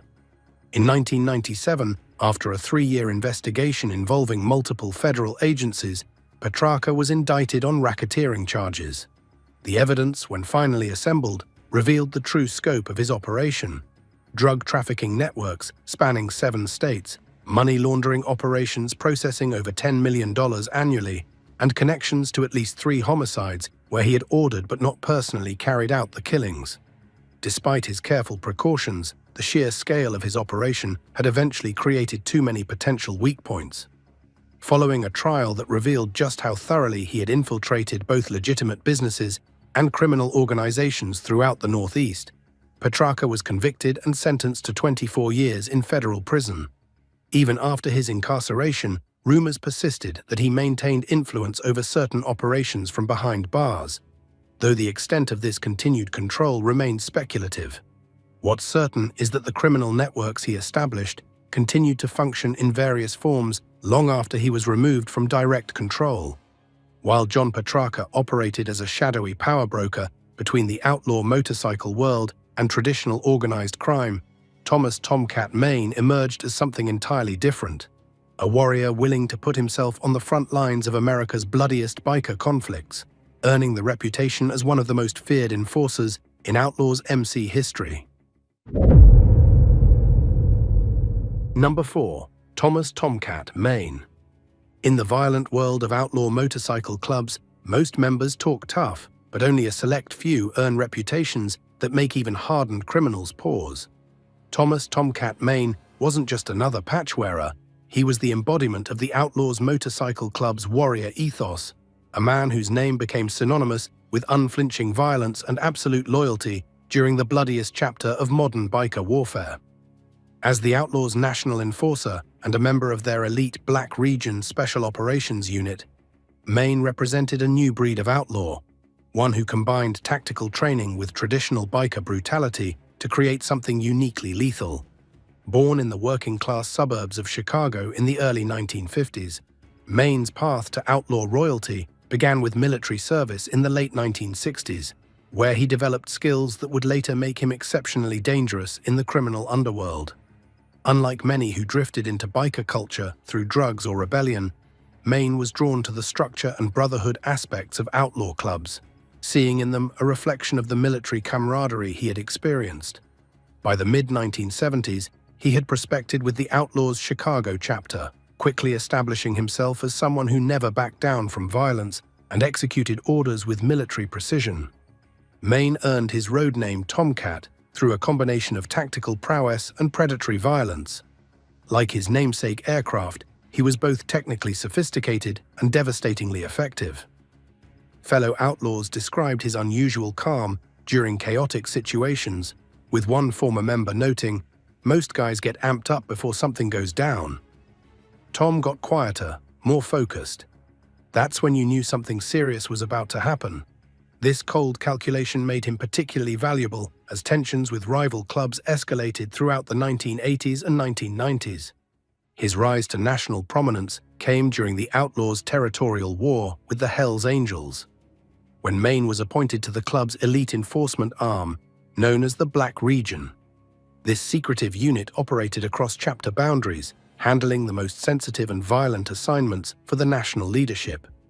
As part of this unit, Maine reportedly participated in numerous operations against Hells Angels members and their support clubs, earning additional patches that insiders understood represented confirmed kills for the club. What distinguished Maine from other violent outlaws was his methodical approach. Unlike enforcers who relied solely on intimidation and brute force, he applied military-style planning to outlaw operations. Former associates described him meticulously researching targets, studying locations for days before attacks, and creating detailed escape plans. This tactical sophistication made operations under his direction particularly effective and difficult for law enforcement to solve afterward. By the late 1990s, Maine had been elevated to the Outlaws' national leadership structure, serving as both a regional president and the club's national enforcer, a position responsible for maintaining discipline and coordinating responses to external threats. During this period, federal authorities identified him as a key figure in what they described as an organized campaign of violence against rival clubs, particularly in the South and Midwest regions where territorial conflicts were most intense. Maine's downfall began in 2004 when federal authorities launched Operation Roadrunner, a massive RECO investigation targeting Outlaws' leadership. As arrests mounted and former members began cooperating with prosecutors, Maine became a primary target due to his direct involvement in the club's most serious violent crimes. In June 2005, federal agents surrounded his Maine home to serve arrest warrants related to racketeering and murder charges. Rather than surrender, Maine chose a path few outlaws take beyond their tough talk. He engaged federal agents in a gun battle, dying in the exchange of fire at age 59. His death immediately transformed him into an outlaw legend. The Outlaws created memorial patches bearing his name, and his final stand became part of the club's mythology, the warrior who lived and died by the outlaw code. Law enforcement sources later revealed that evidence linked Maine to at least 7 murders across 4 states, though the true count may have been higher. In death, he achieved what many outlaw bikers only talk about, a reputation that would be remembered and respected throughout the club's territories. While Thomas "Tomcat" Maine built his fearsome legacy through tactical precision and frontline combat in the American Outlaws MC, Mario the Wop Parente took a different approach in Canada, transforming from a Satan's Choice street fighter into a strategic Outlaws president who would wage a decades-long territorial war against the Hells Angels through both brutal violence and calculated alliances. Number 3. Mario the Wop Parente. The Canadian outlaw motorcycle scene of the 1970s was a powder keg waiting to explode, and Mario the Wop Parente lit the match that would ignite decades of bloody conflict. Born to Italian immigrants in Hamilton, Ontario, Parente's journey from construction worker and nightclub bouncer to one of Canada's most notorious outlaw leaders represents a pivotal chapter in North American biker history.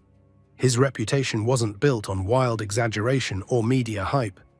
It was earned through calculated violence, unwavering loyalty, and a willingness to wage all-out war against the Hells Angels for control of Canada's criminal underworld. Parente's outlaw journey began in 1967 when he joined the Satan's Choice MC, at that time Canada's largest and most feared motorcycle club. Unlike many who were drawn to the lifestyle by the motorcycles themselves, Parente was attracted to the brotherhood, power, and respect that came with membership in an outlaw club. His natural leadership abilities and willingness to engage in violence quickly set him apart. Fellow members noted his particular talent for intimidation. He didn't need to be the biggest man in the room to be the most feared. Within just a few years, he had earned patches that insiders understood to signify he had committed murder for the club, though these specific crimes were never proven in court.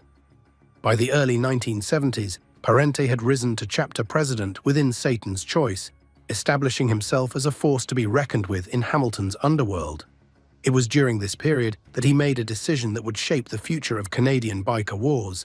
He vetoed the membership application of Walter "Wally" Stadnik, a diminutive but ambitious prospect standing just 5 feet 4 inches.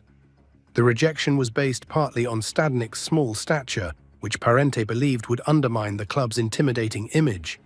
This seemingly minor leadership decision would create a bitter rivalry that eventually erupted into one of the bloodiest conflicts in outlaw motorcycle history. The year 1977 marked a turning point when Satan's Choice national president Bernie Guindon was imprisoned, creating a leadership vacuum. Garnett Mother McGugan took control and orchestrated a momentous decision. Satan's Choice would patch over to the Outlaws MC, one of America's Big Four outlaw clubs. This move instantly positioned them as enemies of the Hells Angels, who were already expanding their Canadian presence. Parente embraced the new colors and quickly rose in the Outlaws' hierarchy, committed to defending their territory against the Angels' encroachment. The simmering tension exploded into open warfare on February 17, 1978, when Hells Angels associate Apache Shaw shot 2 Outlaws members, killing 1. The Outlaws' response was swift and brutal. In what became known as the Le Terraza Boyan massacre, 2 outlaws stormed a Montreal bar patronized by Angels supporters, opening fire and killing a Hells Angel and 2 Wild Ones MC members. This bloody exchange marked the beginning of a full-scale biker war, with Parente emerging as one of its primary strategists and combatants. Meanwhile, the man Parente had rejected, Wally Stadnik, had found a home with the Hells Angels and risen to become their Canadian national president. The personal animosity between the 2 men added fuel to the already raging organizational conflict. Stadnik adopted an expansion-focused approach, absorbing smaller clubs to grow the Angels' numbers, while Parente maintained a more traditional quality-over-quantity philosophy for the Outlaws. Parente's willingness to personally engage in violence was demonstrated in 1983 during one of the most notorious incidents of his career. Spotting a bus carrying Hells Angels members through northern Ontario, Parente and his crew followed the vehicle to a coffee shop in Wawa. Recognizing their rivals through the windows, the Outlaws retrieved weapons and opened fire on the bus. Though remarkably no one was killed, Parente was arrested for attempted murder. While awaiting trial for the bus shooting, Parente faced another life-or-death confrontation in 1984. The Lewis brothers, a feared criminal family with a grudge against the Outlaws, arrived at the club's headquarters seeking revenge. Seeing them approach, Parente grabbed a shotgun and fired, killing Jimmy Lewis in what he later claimed was self-defense. The courts disagreed, convicting him of manslaughter and sentencing him to 30 months in prison. Released in 1988, Parente returned to find himself the target of multiple assassination attempts, including a plot by the Musitano crime family to eliminate him. The fact that he survived these attempts only added to his legendary status within the outlaw world. Throughout the 1990s, he focused on consolidating outlaw power in Ontario, while Stadnik continued expanding Hells Angels territory. By 2000, the tide had turned against the Outlaws when Stadnik orchestrated a massive recruitment drive, offering Ontario biker clubs a patch-for-patch deal to join the Hells Angels while maintaining their rank and status. Dozens of clubs switched allegiances, severely weakening the Outlaws' position. Recognizing the existential threat, Parente reached out to American Outlaws president James Frank Wheeler, who in turn contacted Hells Angels leader Sonny Barger. Though a truce was negotiated, it was clear the Outlaws were losing the Canadian biker war. The final blow to Parente's reign came in 2002 when Ontario Provincial Police launched Project Retire, a massive crackdown resulting in 58 arrests, including Parente himself. Though the charges against him ultimately collapsed when key witnesses refused to testify, the legal battle left him financially ruined. Disillusioned by the lack of support from his fellow outlaws during his troubles, Parente eventually resigned as national president and retreated into legitimate work in the construction industry. While Parente represented the establishment of enduring outlaw power in Canada, our next figure demonstrates how these organizations expanded westward, establishing new territories and connecting previously isolated criminal markets. John Ermin would take the organizational principles developed by leaders like Parente and apply them to new frontiers, creating networks that would transform the criminal landscape across multiple states. Number 2. John Ermin. In the complex ecosystem of outlaw motorcycle clubs, certain figures operate not as visible leaders, but as crucial connectors. Men whose power comes not from official titles, but from their ability to link different criminal networks into cohesive operations. John Ehrman exemplified this role throughout the 1990s and early 2000s, operating primarily in the Western states as a shadow power broker whose influence extended far beyond any official position he held. While less publicly known than presidents like Parente, Ehrman's impact on the expansion and sophistication of outlaw operations across multiple state lines made him one of the most significant figures in modern outlaw motorcycle history. Born in 1954 in a small town outside of Reno, Nevada, Ehrman's early life provided little indication of the significant role he would later play in outlaw motorcycle culture. Raised in a working-class family with no particular criminal connections, he discovered motorcycles in his late teens and quickly became immersed in the growing biker scene of the 1970s Nevada desert. What distinguished Ehrman from countless other young men attracted to motorcycle culture was his exceptional intelligence combined with a natural talent for connecting people and identifying opportunities that others missed. Standing just under 6 feet tall with an unremarkable appearance that allowed him to blend into almost any setting, Ehrman cultivated a deliberately low profile throughout his criminal career.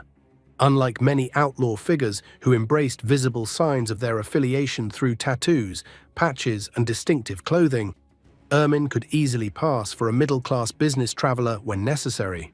This chameleon-like quality became one of his greatest assets, allowing him to move between different worlds, from outlaw clubhouses to casino boardrooms to legitimate business meetings, without attracting unwanted attention. By the mid-1980s, Ehrman had established himself as an independent contractor of sorts, working with multiple outlaw motorcycle clubs rather than pledging exclusive loyalty to any single organization. This unusual position would have been impossible for most, but Ehrman's unique talents and careful diplomacy made him valuable enough that clubs were willing to share his services. He developed expertise in creating secure transportation corridors for drugs, weapons, and cash across the western United States, establishing routes that minimized exposure to law enforcement surveillance while maximizing efficiency. What truly distinguished Ehrman's operations was their scale. By the early 1990s, he had established transportation networks spanning from the Mexican border through California, Nevada, Utah, Idaho, Oregon, Washington, and into Canada. These weren't simple drug-running operations, but comprehensive systems that moved multiple types of contraband in both directions. Drugs might travel northward, while weapons and cash moved south, with legitimate goods sometimes mixed in as cover. The economic impact was substantial. At the height of these operations, tens of millions of dollars in illegal merchandise moved through Ehrman's networks annually. Perhaps most remarkably, Ehrman managed to operate for nearly 2 decades without facing serious criminal charges. This wasn't merely luck, but the result of his obsessive attention to security and his understanding of law enforcement techniques. He maintained strict communications discipline, frequently changing phones and vehicles, avoiding electronic communications for sensitive matters, and compartmentalizing information so that even his close associates knew only their specific roles rather than the full scope of operations. He kept no records, managed no territory, and held no official position within any club, making him an almost invisible target for prosecutors building conspiracy cases. By the early 2000s, however, the increasingly sophisticated surveillance capabilities of federal agencies began to close in on Ehrman's operations. A multi-agency task force focusing on interstate transportation of narcotics eventually identified patterns in the movement of vehicles and goods that pointed to a centrally organized network.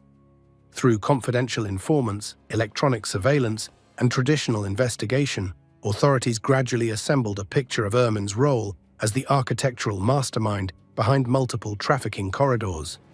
In 2004, after a 3-year investigation involving the DEA, FBI, and state agencies across 7 states, Ehrman was indicted on multiple federal charges, including conspiracy to distribute controlled substances, interstate transportation of stolen goods, and racketeering. The case against him was built largely on the testimony of former associates who had been arrested in various operations and chose to cooperate in exchange for reduced sentences. The evidence revealed the true scope of his operations for the first time, showing how he had created an interstate criminal infrastructure that multiple outlaw motorcycle clubs had utilized for years. After a lengthy trial that exposed the inner workings of outlaw motorcycle operations throughout the western United States, Ehrman was convicted on multiple counts and sentenced to 27 years in federal prison. His conviction represented a significant disruption to illegal transportation networks throughout the region, forcing outlaw motorcycle clubs to rebuild systems that had taken decades to develop and perfect. While his name never achieved the notoriety of more public outlaw figures, his impact on the evolution of these organizations from local clubs to interstate criminal networks was profound and lasting. As we turn to our final figure, we move from the shadows where Ehrman operated to the highest levels of formal outlaw leadership with James Frank Wheeler, a man who would take command of an entire national organization during one of its most turbulent periods. Number 1. James Frank Wheeler. When James Frank Wheeler assumed the national presidency of the Outlaws Motorcycle Club in 1999, he inherited an organization at a crossroads. Federal prosecutions had removed much of the previous leadership. Rival clubs were encroaching on traditional outlaws' territory, and changing criminal markets threatened the club's financial foundations. What followed was one of the most aggressive periods of expansion and conflict in outlaw motorcycle history, as Wheeler transformed a defensive organization into an advancing army that would challenge rivals across multiple states and international borders. His relatively brief but extraordinarily violent tenure would reshape the outlaw landscape in ways that continue to reverberate today. Born in 1942 in Indianapolis, Wheeler came to outlaw life relatively late compared to many club leaders. He didn't prospect for the outlaws until his 30s, after serving in the military and working several legitimate jobs. This background gave him perspectives and experiences unusual among outlaw leaders, including organizational skills from military service and business acumen from his time in conventional employment. Standing around 5 feet 10 inches with a solid build and typically sporting a full beard, Wheeler projected an image of calm authority rather than impulsive aggression. Former associates describe a man who rarely raised his voice, but whose quiet instructions were followed without question. Wheeler's rise through outlaws' leadership came through a combination of intelligence, ruthlessness, and strategic thinking.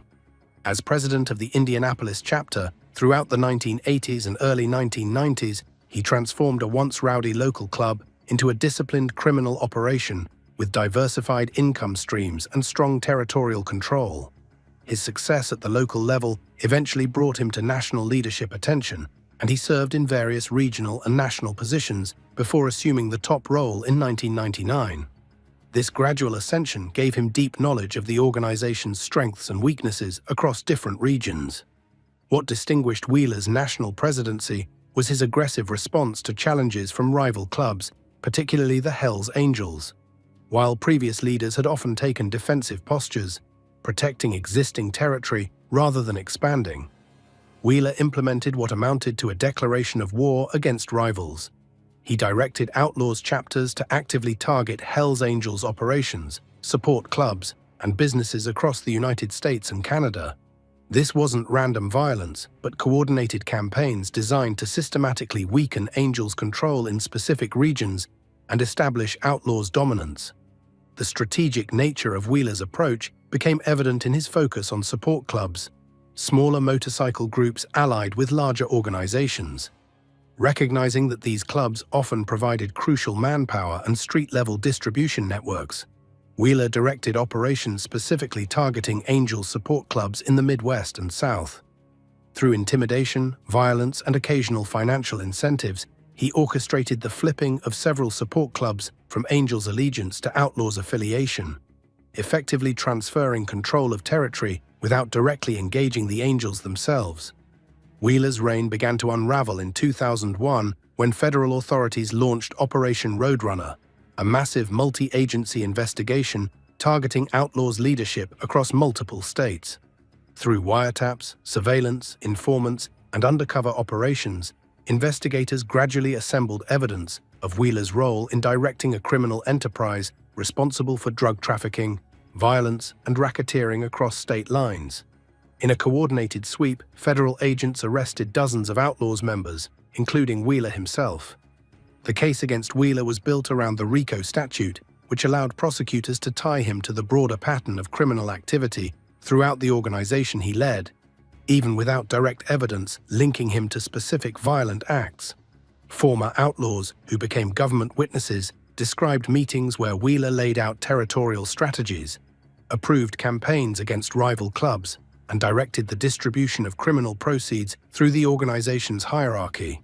These testimonies, combined with financial records and surveillance evidence, created a compelling picture of Wheeler as the architect of a criminal conspiracy spanning multiple states. In 2004, after a trial that exposed the inner workings of one of America's largest outlaw motorcycle clubs, Wheeler was convicted on multiple federal charges including racketeering, conspiracy to commit murder, and drug trafficking.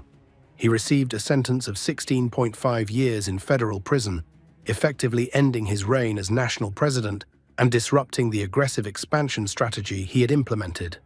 The conviction of Wheeler and many of his top lieutenants represented one of the most significant blows against outlaw motorcycle club leadership in American history.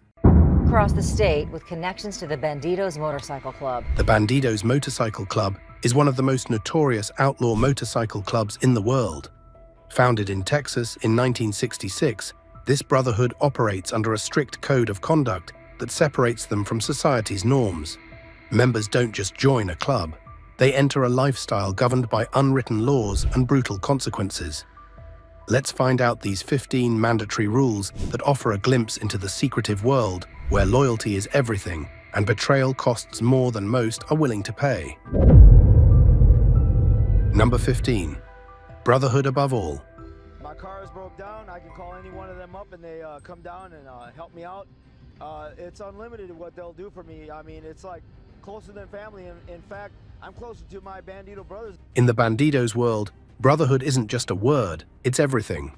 When a man puts on that red and gold patch, he's not just joining a motorcycle club, he's getting a new family.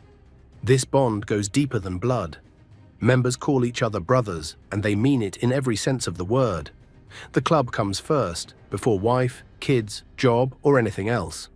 Many members say the only way to understand this brotherhood is to live it. When one brother hurts, they all feel it. When one celebrates, they all raise their drinks. This brotherhood demands sacrifice. Members have been known to give up good jobs, relationships, and even move across the country when the club calls. Stories circulate about members who have sold their possessions to bail brothers out of jail or pay for funeral expenses.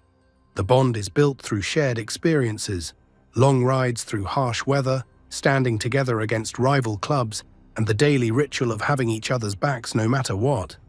The intensity of this brotherhood is what makes the Bandidos different from regular motorcycle enthusiasts. It's not uncommon for members to have the club's colors tattooed over their hearts or the famous Fat Mexican logo permanently inked somewhere visible. These aren't fashion statements, they're lifelong commitments. The club becomes the center of a member's identity.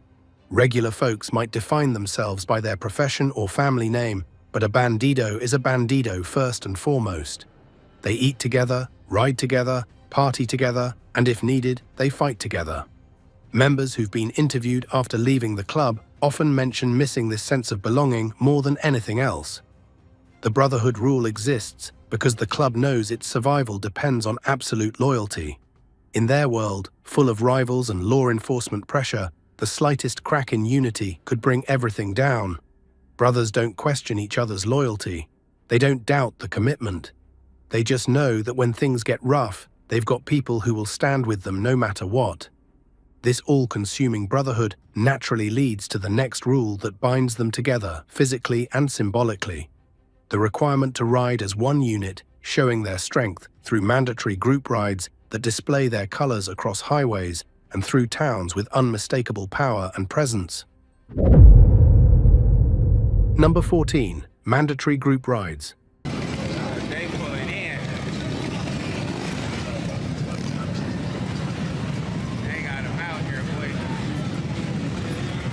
When the Bandidos hit the road together, it's not just a casual weekend activity, it's a fundamental duty of membership. Group rides serve multiple purposes in the club's structure, and missing one without a rock-solid excuse is asking for trouble. These aren't optional social gatherings, they're mandatory demonstrations of unity and strength. The thunder of dozens or even hundreds of motorcycles moving in formation creates an unforgettable impression. The sight of leather-clad men wearing matching patches rolling through towns and across highways sends a clear message about the club's presence and power.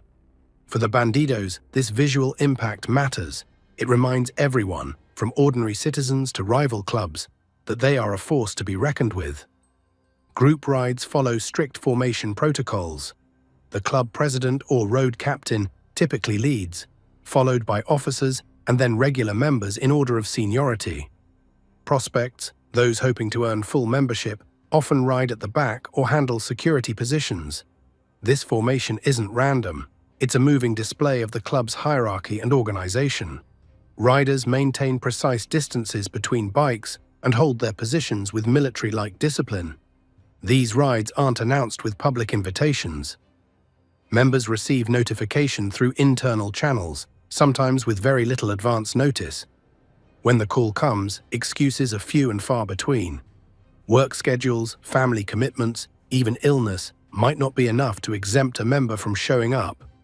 Those who repeatedly miss rides face escalating consequences, starting with fines or additional duties and potentially leading to loss of good standing or even their membership. The rides cement brotherhood through shared experience. Hours on the road together, facing weather, traffic, mechanical problems, and sometimes harassment from authorities builds the bonds that the club relies on. Members watch out for each other, help with broken-down bikes, and stand together when confronted. The physical discomfort of long rides, sore muscles, sunburn, dehydration, and exhaustion becomes a shared badge of honor. Some rides have specific purposes beyond showing colors. Memorial rides honor fallen brothers. Charity runs, which are often more public, help maintain the club's image in communities. Other rides might mark territory or respond to encroachment by rival clubs. Whatever the purpose, the expectation remains the same. When the Bandidos ride, everyone rides. The ritual aspects of group rides can't be overlooked. The pre-ride gathering, the inspection of bikes, the briefing about the route and purpose. These traditions reinforce the club's identity. The post-ride celebration, often at a club-friendly bar or clubhouse, provides the release after hours of focused riding. These traditions turn what might be just transportation into a defining cultural practice. This commitment to riding together connects directly to the club's emphasis on meeting together. The same expectation of mandatory attendance that applies to rides extends to the regular club meetings, where the business of the brotherhood gets handled with equal seriousness and strict attendance requirements. Number 13. Regular club meetings. The clubhouse door shuts, phones get collected, outside voices go quiet. This is when the real business of the Bandidos happens, during regular club meetings that no member can afford to miss. These gatherings, often weekly, serve as the nervous system of the organization, where information flows, decisions get made, and the club maintains its grip on members' loyalty. These aren't casual get-togethers. Club meetings follow strict protocols that haven't changed much in decades. They typically happen in secure locations, clubhouses with reinforced doors, security cameras, and sometimes lookouts posted outside. The timing isn't random either, with many chapters holding their meetings on the same day of the week, month after month, creating a rhythm that members build their lives around. Attendance isn't just encouraged, it's demanded. Members know that club meetings take priority over almost everything else in their lives. Missing work, family events, or personal commitments is expected if they conflict with meeting times. The only acceptable excuses might be hospitalization, incarceration, or being on club business elsewhere. And even then, members might need to provide proof or get advance permission from leadership. The structure of these meetings reflects the military-inspired organization of the club. The president calls the meeting to order. Officers report on their areas of responsibility. Financial accounts get reviewed. Intelligence about rival clubs or law enforcement activity gets shared. Disciplinary matters are addressed. Upcoming events and rides are announced. Votes might be taken on important decisions. though many clubs operate more by consensus of leadership than true democracy. For prospects, those hoping to earn their full membership, meetings mean extra duties. They might stand guard outside, run errands, or serve drinks to patch-wearing members. These prospects absorb the club's protocols by watching and learning, understanding that one day they might sit among the decision-makers if they prove their worth. The consequences for missing meetings start small but escalate quickly.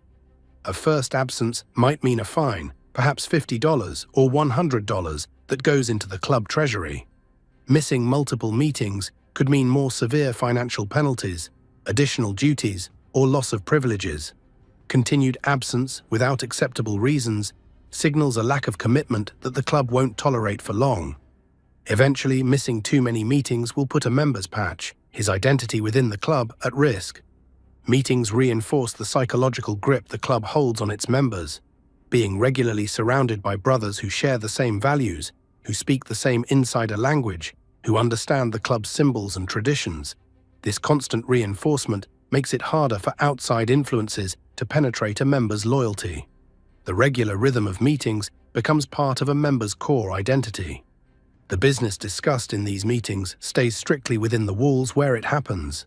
Members understand that meeting topics, whether they involve internal conflicts, territory disputes, financial matters, or planned activities, are never to be discussed with outsiders, including wives and girlfriends. This secrecy creates another layer of shared experience that binds members together. As serious as these meetings can be, they often transition into more relaxed brotherhood time afterward. Once official business concludes, the beers might come out, stories get shared, and the bonds of brotherhood strengthen through social connection.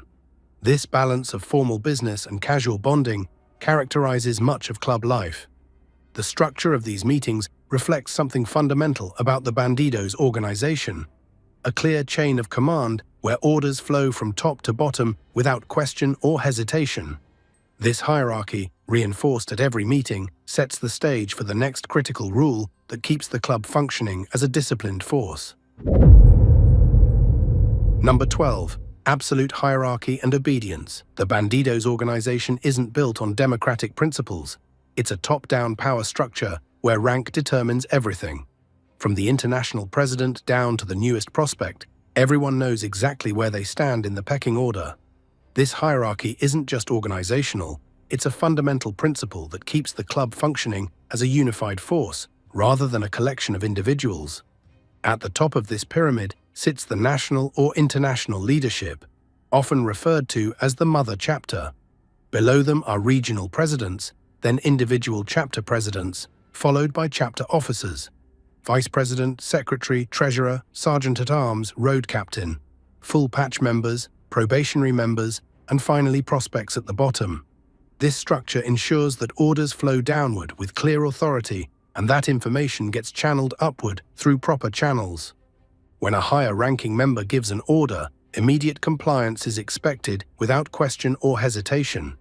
This could be something as simple as telling a prospect to watch the bikes, or as serious as directing a member to handle a problem with a rival club. The nature of the order doesn't change the expectation. In the Bandidos world, questioning authority simply isn't tolerated. The phrase, "this is not a democracy," gets repeated in many outlaw clubs for good reason. The visual markers of this hierarchy are built into the club's patch system. Full members wear the complete three-piece patch: top rocker with club name, center patch with logo, bottom rocker with territory. Officers might wear additional patches or pins indicating their position. Prospects typically wear only a partial patch, or sometimes just a small prospect patch, visually reinforcing their lower status until they've earned their place in the brotherhood. Disrespect toward higher-ranking members brings swift consequences. Even a perceived slight, interrupting an officer while he's speaking, failing to use proper titles, or not standing when the president enters the room, can result in immediate punishment. These penalties might range from fines to physical discipline to additional duties. Repeated instances of disrespect suggest a member doesn't understand his place in the organization, a problem the club won't tolerate indefinitely. This strict hierarchy extends beyond formal club functions. Even in social situations, the chain of command remains in effect. Lower-ranking members don't sit until higher-ranking ones have taken their seats. They don't speak to outsiders on behalf of the club unless authorized. They show proper deference in their language and behavior at all times. This constant reinforcement of status differences becomes second nature to members over time. New members learn this hierarchy through direct experience. Prospects spend months or even years at the bottom of this ladder, taking orders from everyone above them. This extended period of submission serves a purpose. It weeds out those who can't accept authority and identifies those who can operate effectively within a command structure. By the time a prospect earns his full patch, the habits of obedience are deeply ingrained. The military influence on this hierarchical structure is obvious and intentional. Many early outlaw motorcycle clubs were formed by veterans returning from World War II or the Korean War who missed the clear chain of command and brotherhood they'd experienced in military service. They recreated that familiar structure in their civilian organizations, complete with ranks, insignia, and expectations of absolute obedience. While this rigid hierarchy might seem oppressive to outsiders, for members it provides clarity and security. Everyone knows exactly what's expected, who gives orders, and who takes them. This structure eliminates power struggles that might otherwise tear the brotherhood apart. It also creates efficiency. When decisions need to be made quickly, there's no debate or consensus building required. The leadership decides and the rest execute. This absolute hierarchy functions in part because it's wrapped in powerful symbols that members revere above almost everything else. The patches, colors, and insignia that identify the bandidos aren't just decorations.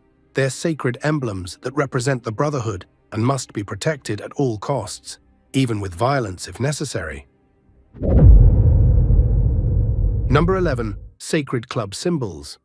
These self-described outlaws wear patches which say things like, "Expect no mercy," but they're not what you expect. Nothing matters more to a Bandidos member than the patches on his back and the colors he wears. These aren't just fabric and thread, they're sacred symbols that represent the brotherhood and everything it stands for.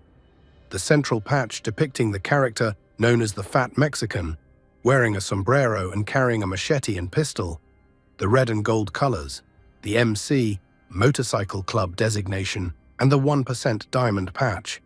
These symbols carry meaning that outsiders can barely comprehend. The three-piece patch, top rocker with Bandidos, center patch with the Fat Mexican logo, and bottom rocker indicating territory, represents years of dedication, sacrifice, and proving oneself worthy. Members don't simply receive these patches, they earn them through a grueling prospect period that tests their loyalty, toughness, and commitment. Stories circulate of prospects who spent 2 or 3 years proving themselves before finally receiving their full colors. This long journey makes the patches invaluable to those who wear them.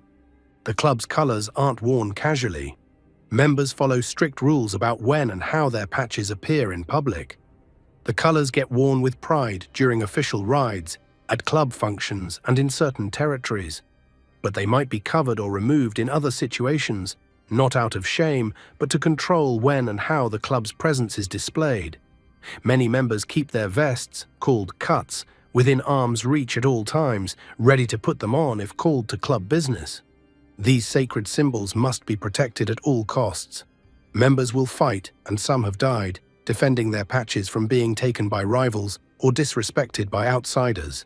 If a member falls off his bike during a ride, his brothers will often secure his cut first, even before tending to his injuries. The patches matter that much. Stories circulate about brutal confrontations that started simply because someone touched a member's vest without permission or made derogatory comments about the club's insignia. The rules about these symbols extend beyond just the main patches.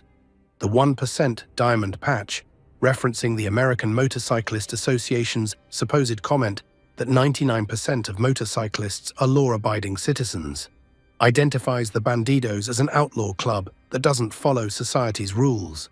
Support patches, memorial patches for fallen brothers, and pins that show years of membership or specific achievements all have their own significance and protocols.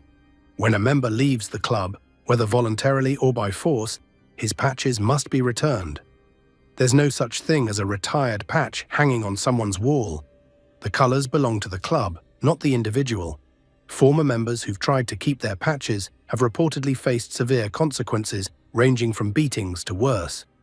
The symbols remain with the Brotherhood, not the man who once wore them. The reverence for these symbols extends to reproductions as well. The club vigorously defends its trademarked logos and patches. Unauthorized merchandise bearing Bandidos symbols might lead to unexpected visits from club members demanding the items be surrendered or destroyed. Even wearing Bandidos support gear without permission or connection to the club can be dangerous for uninformed civilians. The club's colors never touch the ground. They're never thrown. They're never left unattended where they could be disrespected or stolen. When not being worn, cuts are often carefully hung or stored in secure locations. Some members even sleep with their colors nearby, treating them with the reverence others might reserve for religious icons. This extreme devotion to symbols might seem excessive to outsiders, but it serves an important purpose. These shared symbols create immediate recognition between members who might otherwise be strangers. A bandido traveling across the country instantly recognizes a brother by his patches, creating an immediate bond and obligation to provide aid if needed.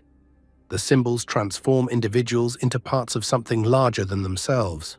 The sacred nature of these symbols connects directly to another fundamental rule of club life: the code of silence that protects the Brotherhood from outside scrutiny. Just as the patches represent external identity, the silence about club affairs forms the internal boundary between members and everyone else in the world. Number 10. Code of Silence. In the Bandidos world, loose lips don't just sink ships, they end memberships and sometimes lives. The Code of Silence, often referred to simply as keeping your mouth shut, forms the protective barrier between the club's internal business and the outside world. This isn't just about avoiding legal problems, it's about maintaining the Brotherhood's sacred trust that separates members from everyone else. The most basic expression of this code is simple: what happens in the club stays in the club. Business discussions from meetings, conflicts between members, financial arrangements, club operations, planned activities, and especially anything that might have legal implications. All these topics remain strictly within the circle of trusted brothers. Even seemingly innocent details about club structure, membership numbers, or meeting locations are considered private information, not for public consumption. This silence extends to all outsiders, without exception. Wives, girlfriends, family members, childhood friends, co-workers. No matter how close these relationships might be, they stand outside the Brotherhood. Members learn to compartmentalize their lives, keeping club matters entirely separate from their personal relationships. Some veteran members become so practiced at this separation that their own families have only the vaguest notion of their club activities despite years of membership. The prohibition against discussing club business reaches its most serious level when it comes to law enforcement. Bandidos members follow the principle that under no circumstances do they provide information to police, federal agents, prosecutors, or any government officials.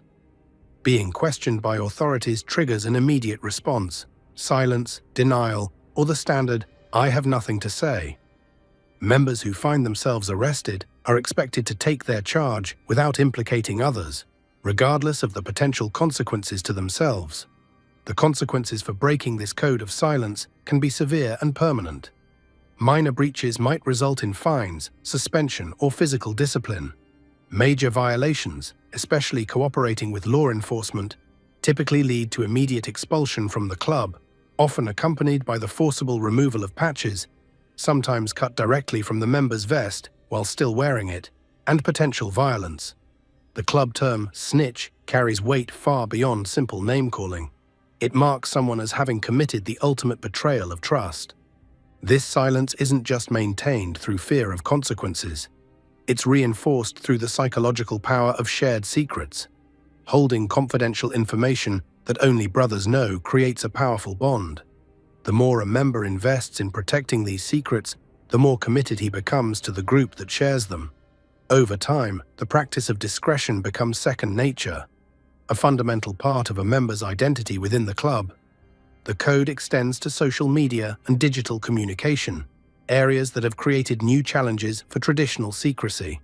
Members receive clear guidelines about what can and cannot be posted online. Photos of certain events, mentions of specific activities, or details about club operations don't appear on members' social media accounts. Many older members avoid social media entirely, seeing it as an unnecessary risk to the club's privacy. Even in medical emergencies, the code often holds firm. Stories circulate of members who've been injured, sometimes seriously, during club activities, but created alternative explanations for emergency room staff rather than reveal the true circumstances. The brothers' health matters, but not at the expense of the club's security and privacy.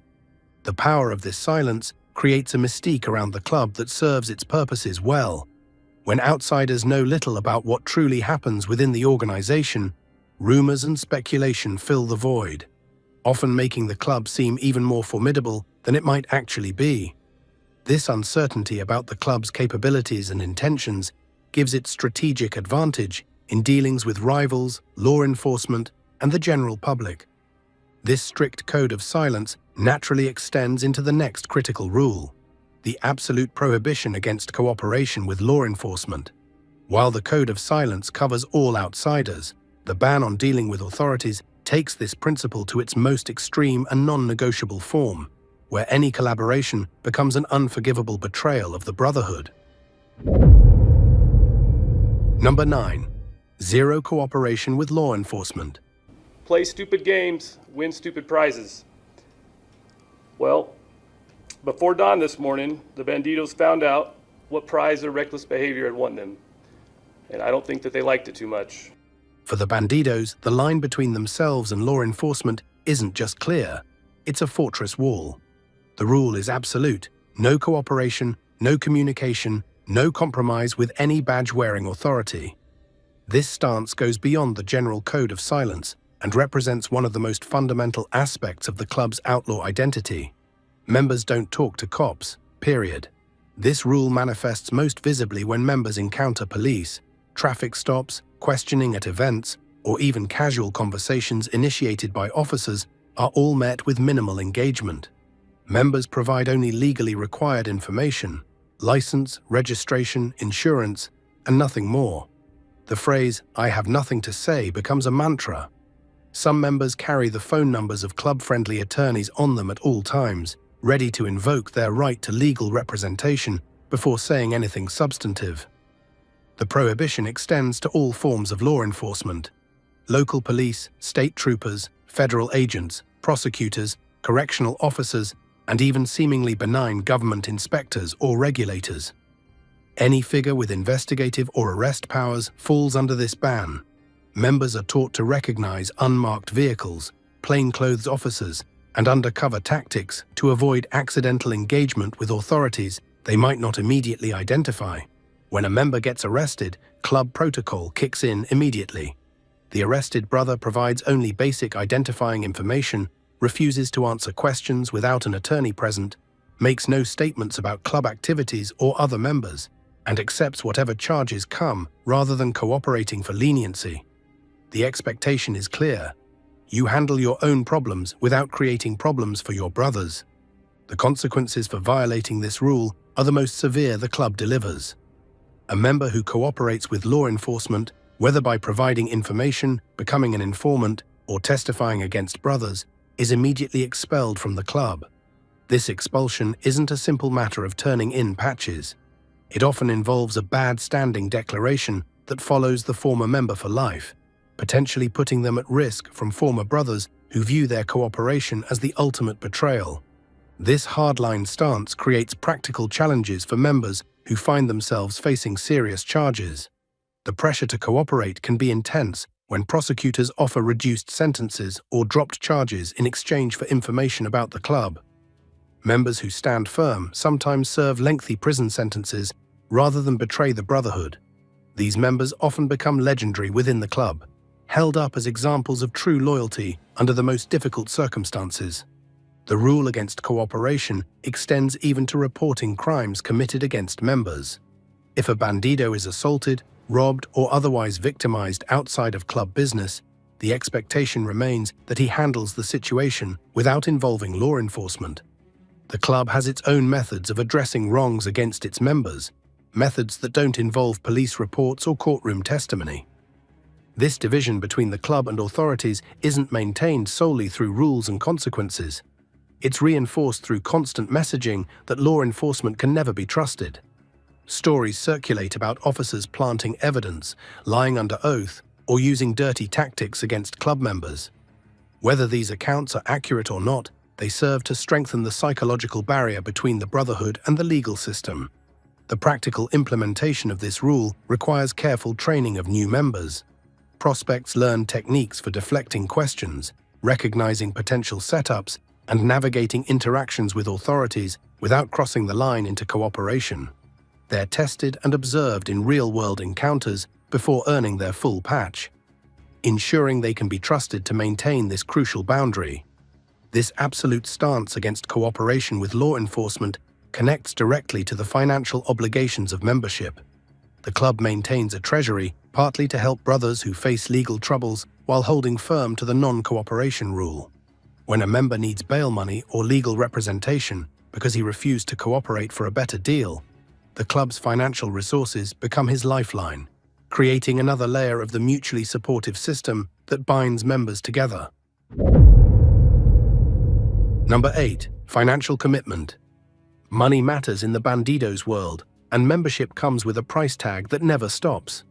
The financial obligations of being a patch holder go far beyond occasional contributions. They represent a significant and ongoing commitment that tests a member's dedication to the brotherhood. For many, these financial demands become one of the most challenging aspects of club life.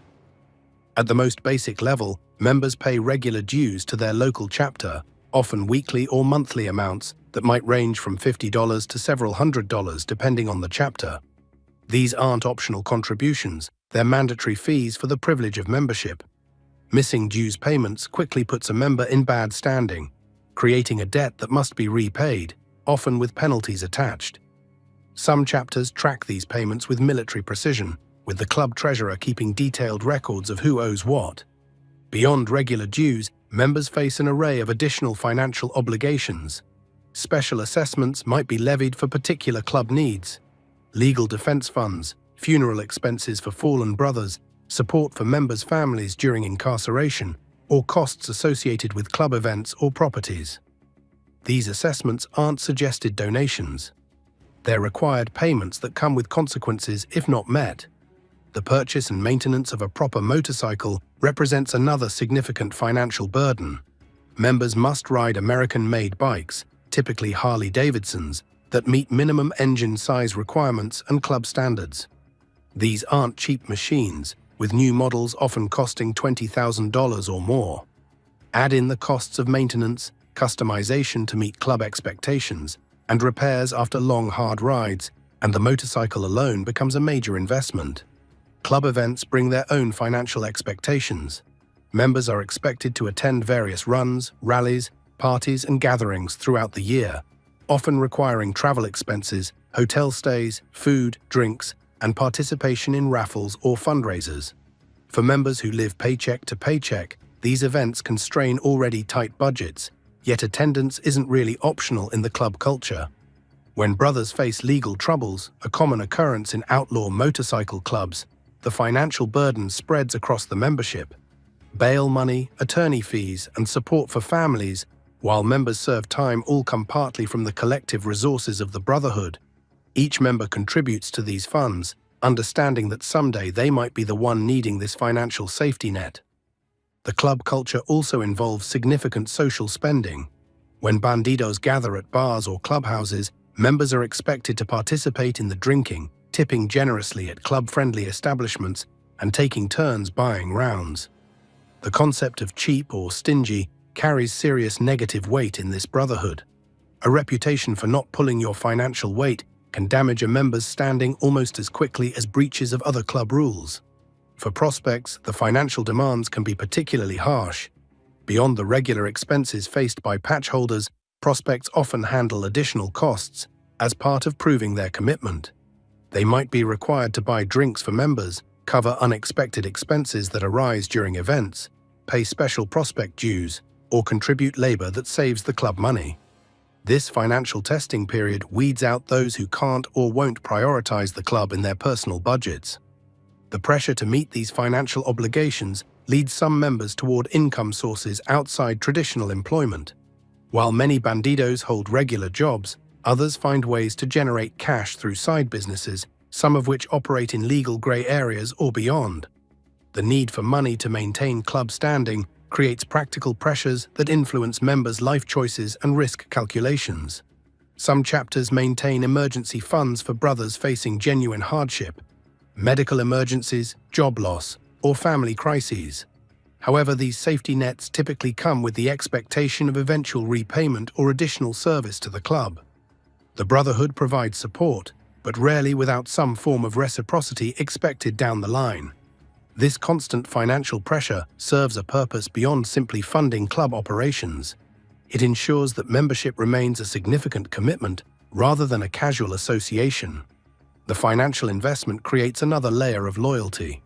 Having paid so much to be part of the club, members become more committed to protecting their investment through dedication to its rules and values. The financial rules of the club connect naturally to its broader etiquette expectations. Just as members must meet specific monetary obligations, they must also adhere to a detailed code of conduct that governs their behavior in all aspects of club life, from riding formation to social interactions with each other and outsiders. Number 7. Uphold club etiquette. They're thinking, depending on what kind of club this is, you could get your bike kicked right off the road. I'm telling you, I have seen it myself. A road captain is supposed to protect the pack of riders in that club. So if you make a move like this, you could get kicked right off the road, and if you know how it goes... The bandidos operate with a complex code of etiquette that governs nearly every aspect of member behavior. This isn't about polite dinner conversation. It's about specific rules of conduct that maintain order, demonstrate respect, and reinforce the club's hierarchy. New members often find this etiquette system one of the most challenging aspects to master, with unwritten rules that veterans seem to know instinctively. Proper motorcycle etiquette forms the foundation of these expectations. Members learn precise protocols for group riding, maintaining exact distances between bikes, holding formation through turns and traffic, and knowing when it's permissible to break formation for fuel or emergencies. The road captain's signals must be watched and immediately obeyed. Falling out of formation without proper cause might result in fines or other disciplinary measures back at the clubhouse. Inside the clubhouse, another set of rules takes effect. Members remove hats indoors, stand when officers enter the room, and wait to be seated until higher-ranking members take their places. Prospects remain standing until given permission to sit. Conversations stop when the president speaks. These formalities represent the basic courtesy expected of every member. The club's patches and colors come with their own requirements. Members never touch another man's cut without permission. They don't place colors where they might be disrespected. Never on the floor, never where someone might sit on them, never where they could be damaged. Before entering establishments, members might check whether colors are welcome to avoid potential conflicts over the club's symbols. Interaction with women follows specific protocols within club culture. Traditional club etiquette dictates that members don't speak to another brother's old lady without his presence or permission. Women are generally excluded from club business discussions and certain club spaces. These attitudes reflect the hypermasculine culture that has defined outlaw motorcycle clubs since their beginning. Alcohol and substance use carry their own expectations. While many bandidos drink heavily at social functions, members must maintain enough control to defend themselves and their brothers if trouble arises. Those who become sloppy drunk and create problems face consequences. Knowing your limits, or at least being able to function despite exceeding them, represents an unwritten rule in many chapters. Communication etiquette extends to interactions with outsiders. Certain topics remain off-limits in any conversation with non-members. Claims about club activities or structure that haven't been approved can lead to swift discipline. Members learn to deflect questions rather than revealing information the club considers private. Respect for territory forms another crucial element. Members don't enter another chapter's territory without proper notification. They don't speak on behalf of other chapters or interfere in business arrangements established by brothers from different regions. These boundaries prevent internal conflicts that could weaken the organization. Protocols exist for encounters with friendly clubs, neutral organizations, and rivals. Members learn which clubs require formal acknowledgement, which should be avoided, and which might necessitate an immediate defensive posture. The complex political landscape between various motorcycle clubs demands careful adherence to established etiquette. Even seating arrangements follow unwritten rules. Officers typically take positions facing the door, where they can observe entrances and exits. Prospects sit where directed, often in positions that allow them to serve members quickly if needed. The arrangement reflects both hierarchy and security consciousness. These etiquette expectations aren't simply about tradition, they ensure the club functions efficiently.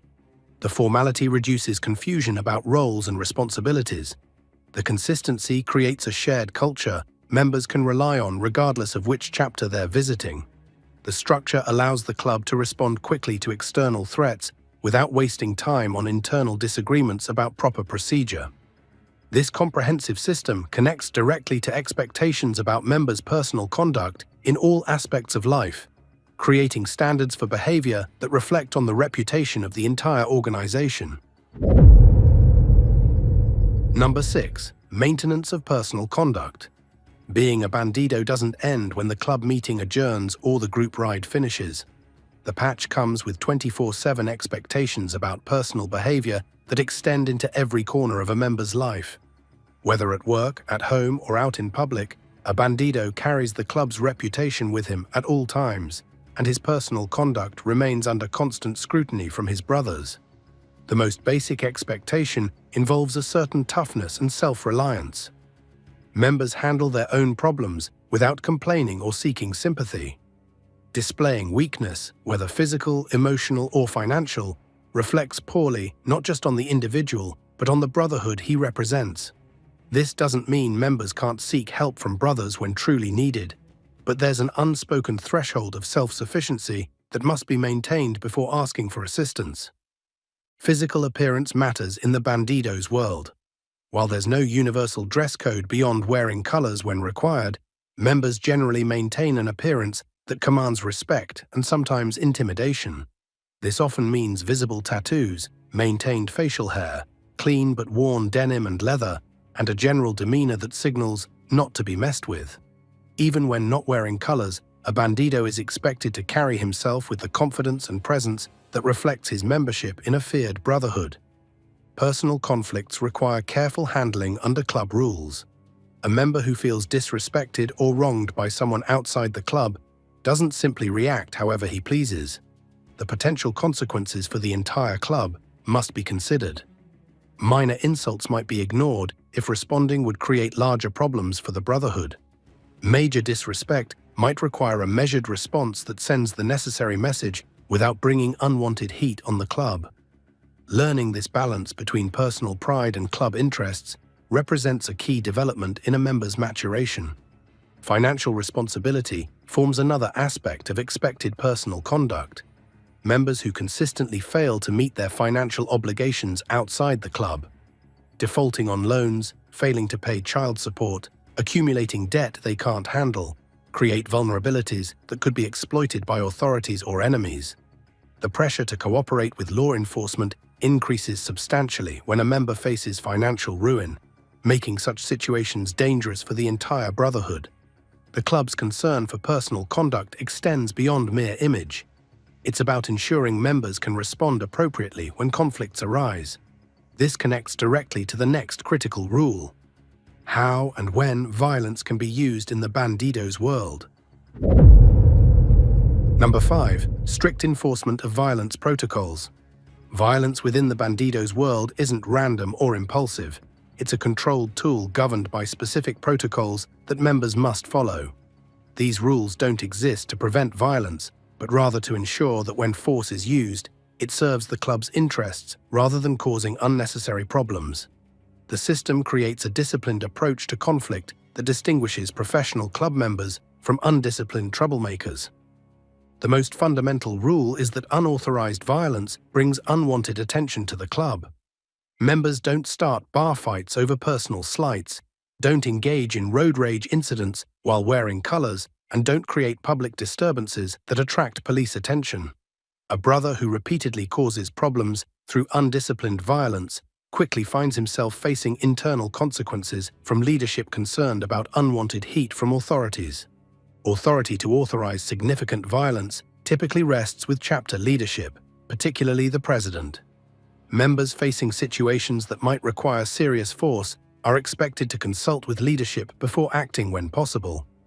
This chain of command ensures that the potential consequences for the broader organization are considered before actions are taken that can't be undone. It also provides strategic oversight to conflicts that might otherwise escalate beyond what serves the club's interests. When violence becomes necessary, rules exist about how it occurs. Public settings where witnesses or cameras might be present are avoided when possible. Club colors are often not worn during planned confrontations to maintain plausible deniability about official club involvement.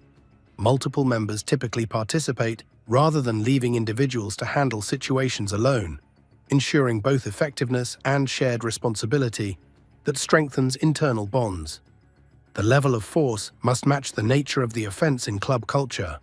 Minor disrespect might warrant intimidation or a measured physical response that sends a message without causing serious injury. Major violations, particularly those involving club women, territory disputes, or direct challenges to the club's authority, might receive much harsher responses.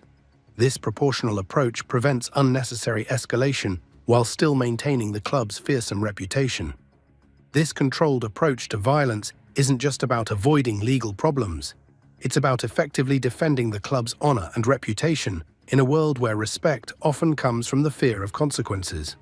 How the Brotherhood protects its standing becomes the next critical aspect of the Bandidos Code. Number 4. Defense of club honor. Few things matter more in Bandidos culture than the collective honor and reputation of the Brotherhood. This isn't about individual ego or personal pride. It's about maintaining the respect and fear that gives the club its power in the outlaw world. Members understand that the patch on their back carries a fearsome history that must be upheld through their actions, creating an obligation that runs deeper than personal safety or comfort. The most visible aspect of this defense comes when the club's symbols face direct disrespect. Stories abound of swift responses when outsiders mock the fat Mexican logo, disrespect the red and gold colors, or make derogatory comments about the club within earshot of members. These affronts rarely go unanswered. The specific response might vary based on circumstances, a stern warning, a physical confrontation, or something more serious. But ignoring such disrespect isn't an option when the club's reputation hangs in the balance. Territory disputes represent another arena where honor must be defended. When rival clubs encroach on areas claimed by the Bandidos, whether by establishing clubhouses, recruiting members, or simply riding through while displaying colors, a response becomes necessary. These situations follow careful protocols, often starting with diplomatic communications between club leaderships, but potentially escalating to more direct actions if the territorial challenge persists. The club's honor extends to how its members are treated by outsiders. An insult or attack against one bandido is considered an offense against the entire Brotherhood. Members cannot simply walk away when disrespected while representing the club. Doing so would suggest weakness that could invite further challenges. This doesn't mean every minor slight requires a physical response, but it does mean that calculated messages must be sent to those who test the club's boundaries. Business relationships carry their own honor requirements. When the club establishes arrangements with bars, tattoo shops, repair businesses, or other establishments, these agreements come with expectations of respect and fair treatment. Businesses that renege on understandings or show disrespect to patch holders risk losing not just the club's patronage, but possibly facing more direct consequences for damaging the relationship. While external threats to the club's honor require swift response, nothing generates a more immediate and severe reaction than betrayal from within. The Brotherhood built on trust cannot tolerate disloyalty, setting the stage for the most dreaded consequence in the Bandidos' world. Number 3. Immediate retaliation against betrayal. Nothing threatens a brotherhood built on trust more than betrayal from within. In the bandidos world, loyalty isn't just expected, it's demanded on pain of severe consequences. When a member turns against his brothers through cooperation with law enforcement, unauthorized disclosure of club business, or other forms of treachery, the response is swift, certain, and often brutal. This immediate retaliation serves both punitive and preventive purposes, showing others the high price of disloyalty. The most serious form of betrayal involves cooperation with authorities. Members who provide information to law enforcement act as confidential informants, wear wires to record conversations with brothers, or testify against the club in court proceedings, commit what's considered an unforgivable offense. The club term rat carries the full weight of contempt reserved for those who choose self-preservation over brotherhood loyalty. When such betrayal is discovered, the response typically comes quickly and without mercy. The consequences for serious betrayal begin with immediate expulsion from the club. This isn't a simple matter of turning in patches and walking away. The betrayer is put out bad, stripped of his colors, often literally cut from his vest while he's still wearing it, and declared persona non grata within the entire organization. His name might be published in club communications across regions, ensuring that no chapter anywhere would ever accept him again. Physical retaliation often follows this formal expulsion. While the specific response varies based on circumstances, the betrayed brotherhood rarely allows the violation to go unanswered. Stories circulate within club culture of severe beatings, permanent injuries, and worse befalling those who betrayed club trust. The reality of these consequences serves as a powerful deterrent to members who might otherwise be tempted by offers of leniency from authorities in exchange for information. The speed of this retaliation serves strategic purposes.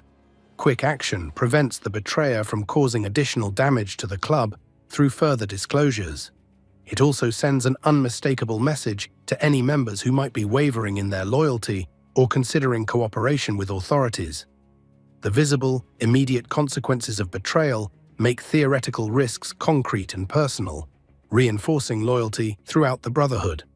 The brutal response to betrayal underscores why the club places such emphasis on another critical rule: maintaining absolute secrecy about internal matters.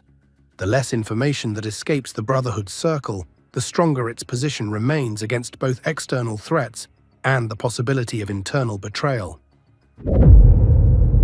Number 2. Uncompromising secrecy. In a world where information equals power, the bandidos maintain control through rigorous secrecy about every aspect of their operations. This isn't just about avoiding legal consequences, it's about creating an operational security culture that protects the club's business, shields its members from targeting by rivals or authorities, and maintains the mystique that enhances its reputation. The commitment to secrecy affects everything from casual conversations to formal club policies. The most basic expression of this secrecy involves the club's inner workings. Organizational structure, membership numbers, chapter locations, leadership identities, and reporting relationships remain strictly confidential information. While some aspects become publicly known through law enforcement disclosures or media investigations, the club maintains a policy of neither confirming nor denying such information. This intentional obscurity makes it difficult for outsiders to map the organization's true shape and size. Financial matters receive particularly careful protection. Revenue sources, expense allocations, bank accounts, cash storage locations, and money movement methods stay strictly within the knowledge of authorized members. Even within the club, financial information operates on a need-to-know basis, with only certain officers having complete visibility into the organization's economic picture. This compartmentalization prevents any single member from possessing enough information to compromise the club's financial security. Club meetings embody this secrecy culture in their physical setup. Gatherings typically occur in secure locations with controlled access. Phones might be collected before sensitive discussions to prevent electronic surveillance. Guards may be posted to watch for unexpected visitors or law enforcement presence. These precautions create both practical security and a psychological environment where members remain constantly aware of the need for discretion. Communication between members follows protocols designed to minimize vulnerability. Discussions about sensitive matters happen in person rather than over phones or electronic messaging. When digital communication becomes necessary, members often use coded language, avoid specific names or locations, and keep messages brief and ambiguous. Some chapters utilize encrypted messaging apps or burner phones for matters that can't wait for face-to-face meetings. The culture of uncompromising secrecy wraps protectively around the most sacred aspects of club life, particularly the rituals and traditions through which men become brothers and sometimes cease to be. The final rule reveals how the symbolic transformation of identity through patches creates the ultimate reward and punishment within the Bandidos world. Number 1. The sacred ritual of patching and its loss. Yeah, all these boats, we gonna stay away. Gotta stay away from these. Be careful with stuff like this.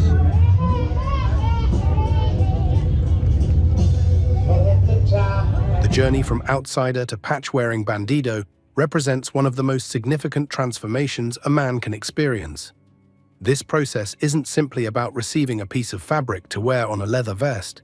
It's a complete identity change that follows strict protocols shrouded in secrecy and tradition. The patch symbolizes full acceptance into the brotherhood, and its potential loss hangs over every member as the ultimate consequence for failing to uphold the club's standards. The path begins with prospect status, a grueling probationary period that can last anywhere from several months to several years, depending on the chapter and the individual. During this time, prospects exist in a liminal state, neither fully outsiders nor yet brothers. They wear only partial patches or prospect-specific identifiers that mark their transitional status. This period serves as an extended test of loyalty, toughness, and commitment that weeds out those who lack the necessary qualities for brotherhood. Prospects face constant evaluation through assigned duties that often range from mundane to degrading. They might be responsible for watching bikes during events, running errands for patch holders, maintaining the clubhouse, or handling less pleasant tasks that full members prefer to delegate. Their willingness to perform these duties without complaint forms part of the ongoing assessment of their suitability for membership. When leadership determines a prospect has proven worthy, the patching ceremony takes place. These rituals occur behind closed doors, witnessed only by full members of the chapter and sometimes visiting members from allied chapters. Receiving colors changes everything for the new member. The three-piece patch, top rocker with Bandidos, central fat Mexican logo, and bottom location rocker, transforms the wearer from an aspiring member to a full brother with all the rights, privileges, and obligations that entails. Just as sacred as the receiving of patches is the nightmare scenario of their loss. Patches can be taken for serious violations of club rules, betrayal of brotherhood trust, failure to meet obligations, or cowardice in defending club honor. This removal, being pulled or stripped, represents the most severe punishment short of physical retaliation. The symbolic death of having one's identity forcibly removed often proves more psychologically devastating than any physical beating. The process of patch removal follows its own grim protocol. Typically, it happens in the presence of multiple members, often including chapter officers. The patches might be physically cut from the member's vest while he's still wearing it, a humiliating ritual that makes concrete the severing of brotherhood ties. Different categories of separation carry different implications. Being out good means leaving the club on acceptable terms.